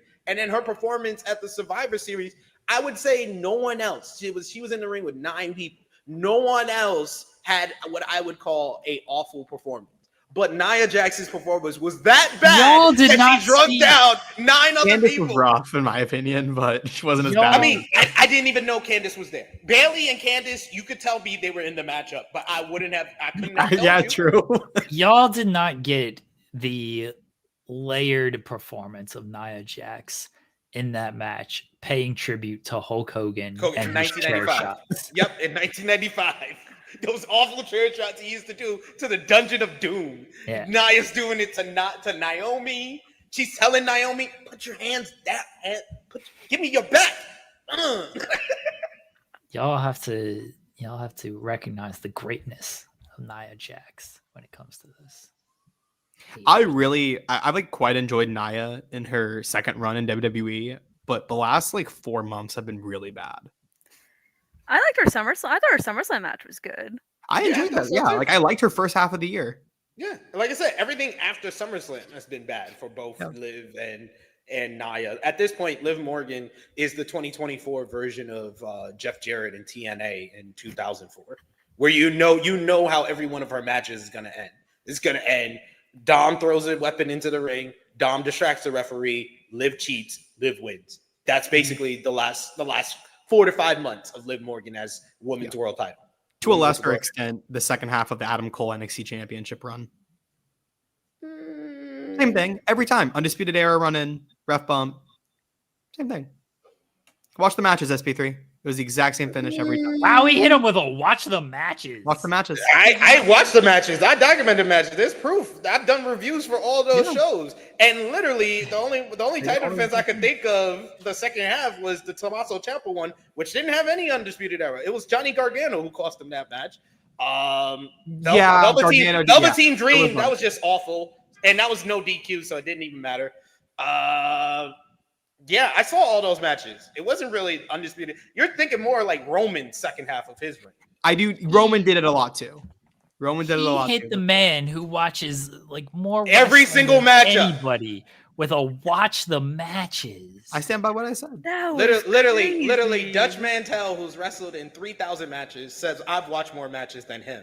But Caden, who's about Caden 10, hit him with a 10 and, watch a, the 10 and a matches. half years old. I stand by He's what I watched said. about- Go watch the matches. Watched about 4 matches a year. Gonna look, tell me to and watch Name them. a match, Caden. I- Name Name a a match. match. Literally, I just look. named matches from the second half of Adam I Cole's would- reign. And Name all a you're match. saying You is gotta just watch watch the the matches. matches. Name Watch a the match. matches. SP3, I could tell you to go watch the matches. However, I wouldn't suggest that to anyone because they're mostly like not great. So you So- don't have a match to Oh, name. yeah, Thank you for your where are naming contribution. A match here. Oh, he popped himself up. I didn't do that. I didn't get in trouble this time. Unless SP3 did that. Did you pop him off, SP3? Yes, I did. Oh. I didn't do that. I thought he was cowardly and just running. I thought, he got hit with Used the. the No, I word don't run coward from the grind. many times today. All right, sir. name a match, Caden. I've got to think of these fucking title matches, man. I didn't like the run. I think the run sucks. It's hilarious. Let's This is look at Adam hilarious. Cole. I don't remember I remember it happening. I don't remember the name. I don't remember who he wrestled. Maybe in you matches. should watch the matches. Maybe you should. Caden. I don't want to watch. No, them. I know how they- no. I don't want to watch the matches because I know how they ended. Why would I watch them? Why No, would I no, go back and no, watch sir. these matches when I know how it ended? No, sir. You in the Continental Classic now. We got a 2-hour time limit. You got 2 minutes to figure out a goddamn match with the Undisputed Oh, Era. SP3 going help GG. Adam Cole Yeah, that's to the surge, retain SP3. the NXT Championship. Go ahead. You got 2 minutes. Don't look it up. No, we want to see your hands. Put your hands in the air like I got a gun to your head. Billy, don't Name care. the match. Don't Google it. I'm fairly confident the Undisputed Era did something in the match. I know that Johnny Gargano hit Ciampa, but I'm fairly confident that the Undisputed Era did something in that match. But they did not help him win the match. But But they still- name a did they- match. but Name a SP3, match. did You they- said wait, there was so SP3, many. You said Did the they, second half. SP3, did they interfere in that match? So just to In what reiterate, Adam Cole had an over 400-day reign. Yeah. So that means 200 days of his reign, if Caden is correct, Undisputed Era helped him win and retain the title for 200 days of his reign. And this dude can only name the match that I mentioned. The Undisputed Era did not help him win the match. He can only mention Not that the one, win. and now he's asking me. He's asking Here's me one. questions. Hold on. Here's one for you. Adam Cole, Finn Balor. Took place Did on Undisputed Era help him win that one? Katie? December 18th, 2019. Adam Cole. I was a Finn freshman Balor. in That would have college. been. I gave you the date. Yep, he I did. I remember a He TV did. match where they did. Was that might have been the TV match where they did? Where the TV match we did. So is that your final answer? I don't know. Oh, I'm you don't know. admitting Oh, that I you- don't oh, you remember just- the exact oh, you just- examples. I you can at least just- admit that I don't remember the exact Oh, examples. You I just know said what happened. something without knowing if it was true or not. Oh No, I remember it happening. I do not know the examples, and I can admit that I do not remember the examples of matches that were 5 years ago that I did not like. I can admit that. But you know who could remember? The guy you told to watch the matches, because it was Johnny Gargano returning after Finn Balor turned What? heel on him Gargano. that distracted him, and that's how he lost, not the Undisputed Era. But go ahead, name another match. I'll tell you the result. I'll tell you how it ended because I watched the matches. Okay. SV3 hit Caden with the. That means you need to shut the fuck up. That's what I do if I don't have no army. I would fuck up. Shut the fuck up. I don't care. Guess that's what I would do if I didn't have no facts, Caden. I would shut the fuck up instead of telling somebody to watch the matches. That was crazy. I was You'll innocent. always say I that. did nothing. I had a great time watching that I watched your face throughout the entire time, Kimmy, and you were just giggling. because it's usually me getting yelled at for things. It's never No. me watching others. So it was nice to not be blamed. Adam Cole and Matt Riddle, October We're still on this. 2019. Please stop asking me about Adam Cole's title reign. I didn't like it. You're the one Man, I'm sorry, Jeremy. You asked the question. That was Adam Cole winning clean against Matt Riddle with no help from the Undisputed Era in the second half of his reign. Any other ones? You can go ahead, Jeremy. You can name them for me, and I'll let him know what the result was because he don't remember. There really ain't that many. Like, Yeah, there weren't that many Exactly. matches. I know they weren't that many matches there wasn't. There because wasn't. they didn't have. That was when they people didn't were- have them. That was when they didn't have as many takeovers. They had like 4 or 5 a year. So many people were asking Adam this past weekend about like Pat McAfee and his feud with Pat McAfee. And I'm like, that's what we're remembering this dude for. Him freaking feuding with Pat McAfee. Yeah, that feud ruled. Yeah, I that know actually it does roll. did. That was one of the better things that Adam Cole did. But I'm like, I listen, crapped all over that. I crapped all over that when it first happened, and then I shut my mouth after the match. I was like, nah, Pat McAfee got That it. was good. I wish Pat would. I want Pat to wrestle again, just to like and do something different that's like not bad. Because the last thing he did was like kind of boring. Why doesn't he wrestle What Big is it? Boom AJ? that'd be fun. Oh, that would. I don't think break that's- the internet. Are you that'd kidding be me? Politics would be a little rough there, but That would. Nah. Big Boom would take the fall. He's a good worker. He would do it for the brand. Would AJ hit a spear? Oh yeah. Or not AJ? Yeah. The Big Justice, yeah. Big Justice. Oh, Big Justice, AJ. Pat's gonna have all his Is there- guys run in, Boston Connor and all that stuff. Oh yeah. SP3, do you like Pat McAfee on commentary? I don't feel like I know your opinion on this. Okay, yeah, I don't either. So I thought we would be in agreement on that one. He's overly annoying, and he just likes to hear himself talk. Yeah, it's accurate. Which is sometimes good for a commentator, but he just gets very irritating. The Yeah. funniest thing that happened was Timothy Chalamet was on Game Day on Saturday and had more analysis in his 20 minutes on the show than Pat McAfee's brought in his 3 years on the show. McAfee ain't there to analyze stuff. He's there to be. I know, but it's like, can we get something interesting instead of just yelling? He's there to be entertaining. He's there to jump on chairs. Yeah. I like him on Game Day. I just like him to like say something interesting once. This show is way too long right now. We're over. Yeah, we're going over. Yeah. We're going over the time limit. We try I to didn't give do Kaden time. anything. I didn't do anything. We try to give Caden 3 extra minutes. God. You did I don't know that. Caden's only supposed to be here for like 5 minutes. Yeah, I don't know how I made it an hour and 45 into this show. Well, you gave us one of the greatest moments in the show's history. So You gotta clip that. yeah. Watch the matches. Watch Yeah. The audacity. The audacity of this. SPD, that's not the first time I've said that to you. SP3 and That's I not the had first you. time I told you to watch the matches. I've definitely said that to you before. Yeah. The That, audacity. that didn't go well for you there, Caden. I gave people entertaining content. The content they came out of that would be banned in some countries. That was Jeremy. I think some countries would consider that worse torture than the Newton's cradles to the balls. You know, they're like banning porn in like different states. Yeah. and Texas stuff. is banned in Texas. Yeah. Anyway, that's the show today, everybody. You gotta do your raw. You gotta do your raw preview. You gotta do your raw. What the hell's preview. on Raw? I don't know. Isn't the Intercontinental Women's Tournament? Yeah. The women's there's a 3-way Allegedly. Allegedly. Um, Aren't we building Gunther. Saturday's night main event? Something with that? Gunther and Priest. Gunther and Balor. Gunther and Gunther and Balor. Oh, Balor. Gunther Balor, yeah. And Io and Liv. Yeah, allegedly. Then maybe Finn Balor will remember he has another title. Oh, it says that the Judgment Day are supposed to defend the titles this week, allegedly. So That ain't happening. We got to get follow up of the New Day's turn. Oh yeah. I think they're going to do a video package, legitimately. I don't think they're going to be on the show. I tried to get canceled on another podcast for saying Xavier and Big E were right. I mean, they were. Wow. Yeah, they were right, and they were I trying. mean, Kofi said he was right, so yeah. He was right. Yeah, the Wyatt Six and Final Testament. Oh yeah. Testament and Miz. Oh. Drew came back. Bro, So Karrion stuff with Cross Drew. is hilarious. That he's like everything that's ever happened in the history of WWE is tied back to me. He should quote tweet a Death Rider segment and just like claim it was him. Nah, he shouldn't do that until they start doing more torturous things, you know.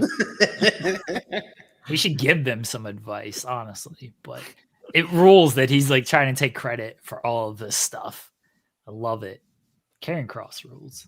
I've turned the corner on him. It's fantastic. Anyway, that's Raw, everybody. Yeah, Drew's back. Maybe Punk will show up or not. Maybe Seth will show up or not. We'll see if Raw causes the AEW fans to have another crash out. Why? Who cares? No, I thought it was pretty funny. I don't even know what they got mad about. Did you not see this? No, people again think I'm way more online. Yeah, you're not online. Yeah, you're not online. Last Tuesday, a lot of AEW fans like started like venting their frustrations with the company, and it seemed to be like tied back to Raw being very good. Oh, okay. Well, whatever. I'm online to do work. That's it. I'm online to do work. I'm online to cause chaos. Fair. I respect that. Agents of Chaos. Agents That's our of tag Chaos. team name. I just don't pay attention to the chaos that gets called. I'll just DM you every time I cause chaos, Okay. There we go. so you can So write more you're aware. faithful articles about me. I'm gonna call you Chris Jericho's biggest fan in every single one of them. Please don't. If I ask a question to Jericho on the final battle scrum, is that what you're literally going to title the article? Oh, 100%. Yep. Kimmy Sokol from the Pop Break, also Chris Jericho's biggest fan. Ask Jericho. Why do you never show up on Honor Club? Is that what you're gonna ask him? Yes. He was on Honor Club this past week. That doesn't count. That was taped at Dynamite. So Aren't all the ROH matches taped at Dynamite? Or No, they're taped at Collision, and he's never wrestled on Honor Club. Okay, why can't my champ wrestle on the show?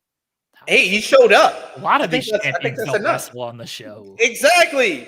The Van Erics haven't freaking left their band. Eric's. The How are Van they in the- Erics. Who were the That'd be a Van? I great don't. gimmick. That's where they're at. They're in their van.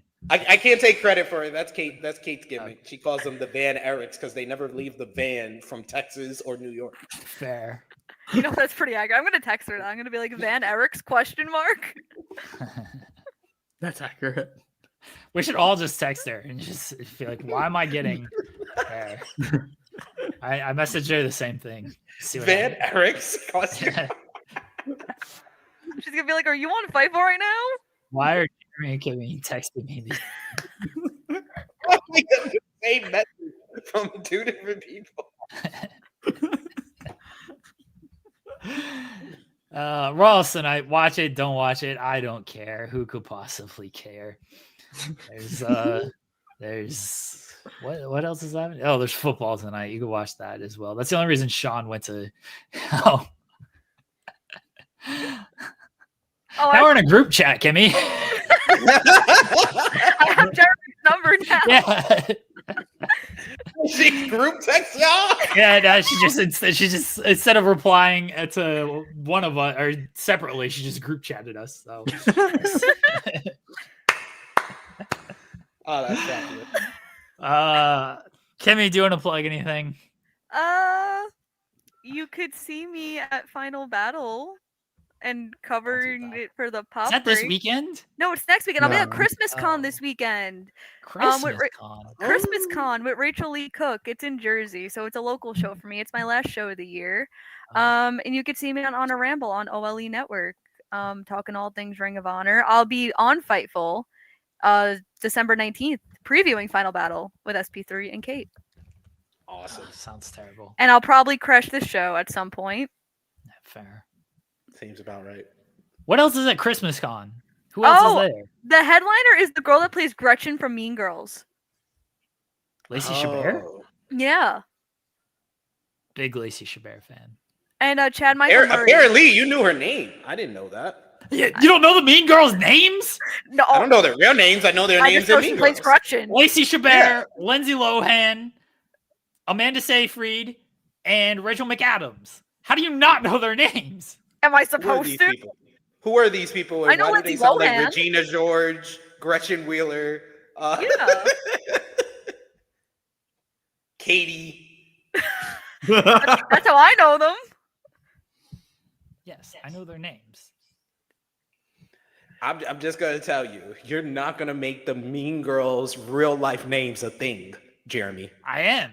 You're Just not like gonna make it. A Fetch, thing. You're not gonna I'm make gonna it. make a the thing. real names happen as well. Lacey Chabert is in some Christmas movie that just came out. Yeah. Because to be at Christmas Con, you need to be on a Hallmark movie. That's like the that makes sense. qualification. Jodie Sweetin's gonna be there. I did not know she was in a Hallmark movie. Ooh. Stephanie Tanner's gonna be there. I know her real name. Everybody's in a Hallmark movie. Are you kidding me? I know her real name. Has there been a wrestler like in a Hallmark Christmas? Chris Jericho. was in one. Is he? Yeah, Chris Jericho's Hey, in he's a like that Hallmark country movie. one they made. Yeah, So Chris See? Jericho could go to Christmas Con? Yeah. I guess so. I don't know if it was a Christmas movie, but Why has no one ever looked into this? I swear he did like a country for Christmas Yeah. movie or something. I don't know if it was a Christmas Hulk movie. Hogan could be there. He was in a Hallmark movie? Nah, No, he was in a Christmas movie. Yeah, he was in a Christmas It movie. has to be Hallmark. Oh, it has to be I Hallmark? think it has to be has to be Hallmark? Hallmark. Nah. Okay. Chris I think- Jericho was in a film called Country Hearts. Jericho plays Bones, a former country music star who owns a horse breeding business. Was it on Hallmark, Jeremy? Yeah, it's a But it's not a Hallmark. Christmas movie. No, I knew it was a Hallmark movie. I didn't know it was a Christmas movie. That's a It's great just comment. Chris Jericho will work the Christmas convention before he works the Ring of Honor show. I think that's a great tagline. Wait a second. It might be. It's Country Hearts Christmas. So they do have a Christmas version. So he's in Christmas. He's in Country Hearts, which is just, Country Hearts. But they did a Christmas version as well. And Chris Jericho was in it. Was Oh, he? yeah, He he was could in be the on Christmas this. version. Okay, so Chris Jericho could be there, Chris Kimmy. Jericho could come to Christmas Con. Well, Let let's me see go, if Chris Jericho is supposed to be there. That's why Kimmy's going, because she's Christmas the guy. biggest. Oh yeah, Chris Chris Jericho's Jericho biggest fan. You should know this. No. If Lacey Chabert's the headliner, no offense, I'm a big fan of the Lacey Chabert, but like, if Should that's be the Chris headliner, Jericho. I'm trying to. I've legitimately never heard of any. Oh, Maggie Lawson. Okay, shout out to Who's that? I don't know who that Maggie. is either. Maggie Lawson from Psych. She's from Psych. You Oh, watch I the don't show watch Psych. I Okay, don't watch Psych. that's how I know Maggie Lawson. Legitimately never heard of any of the. Danica McKellar. I've heard of her. What the fuck was she in? Hold on. Danica Patrick? No, Danica That's who McKellar. I thought Bad it race was car when my driver. dad told me Danica. No, I we're was not. like, Danica the race Patrick was car a very driver? very bad race car driver, very bad analyst. She's terrible. Danica McKellar was in Wonder Years. Send me your ears She, and yeah, I'll Danica McKellar's sing a Winnie. song. That's Winnie Cooper, dude. I'll try not to sing out of key. Oh, baby, now I to be loved without me. All I need is my brother. Oh, you know who's there? You know who's there, SP3? Ooh. From One Tree Hill. Chad Michael Murray. I said 5 minutes ago. The most toxic man ever, Lucas Scott. Lucas Scott gonna be at Christmas Con. I might have to make the trip to Jersey. Rachel A. Cook, Aria That's Kebble, Jodie Sweetin. Okay, I'm recognizing some of these. Jessica Lowndes from the new 90210. Recognize her. Only right. if they're from the old 90210, do I care? Fair. It doesn't appear that Chris Jericho is part of the guest list. Damn. There's always next year. He can show up next year. Kimmy, your goal next year is that you need to make sure he gets booked for Christmas. Yeah. You got to get Chris Jericho. Yeah, let me just contact his agent who has no idea I exist in the world. I disagree. I think he Yeah, knows. you know. Hey, think Mr. he's aware. Bloom. If you Google Chris Jericho's biggest fan, guess what comes up first? Did you Kimmy, so I actually don't know, but let's Google Chris Jericho. Chris Jericho's biggest fan. Let's see the first result. It's a Wrestle Talk article. Oh, thank God. That's unfortunate. Thank God. damn it. That's unfortunate. Big Boom AJ is not working. Maybe I Christmas wrote it. Con. There we go. He's never worked a Hallmark movie. The Rizzler, though, great Christmas rap.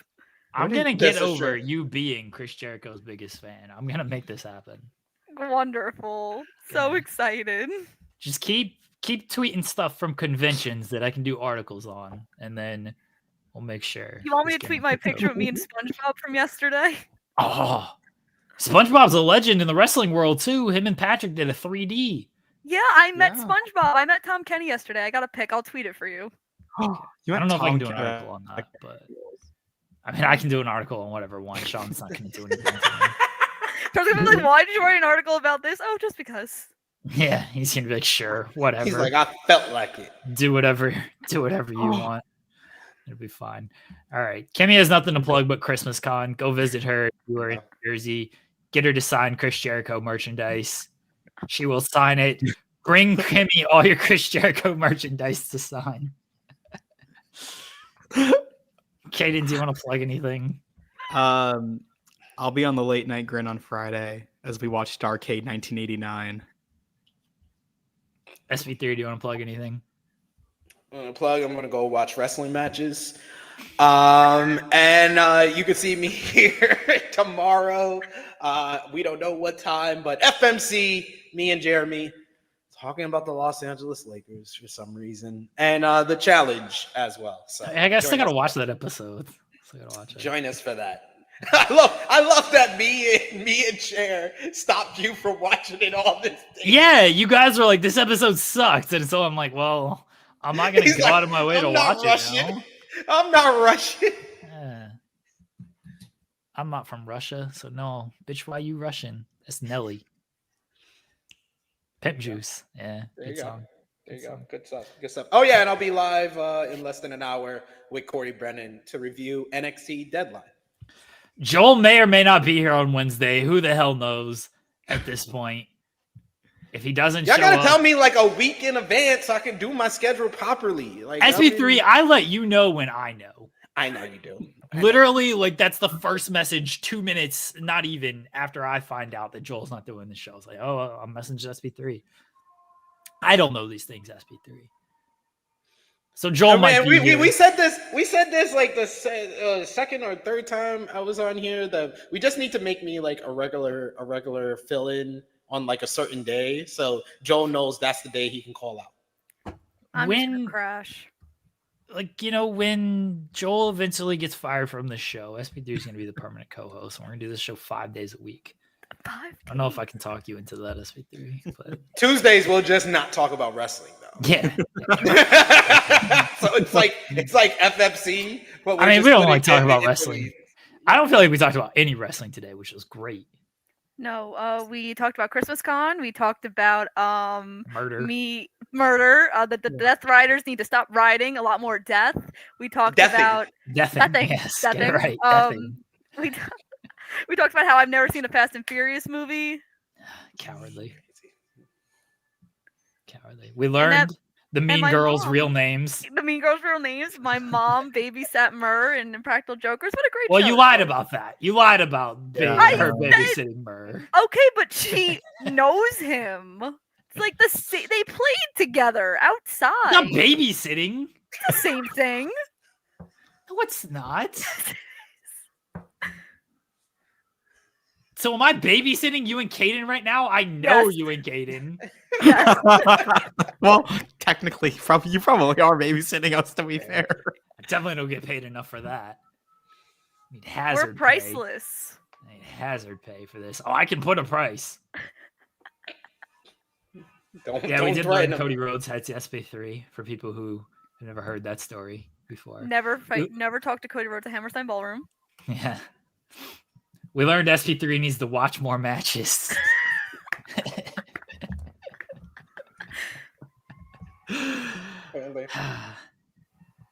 We'll be back on Wednesday, everybody. Now go home and smoke some more crack. Bye.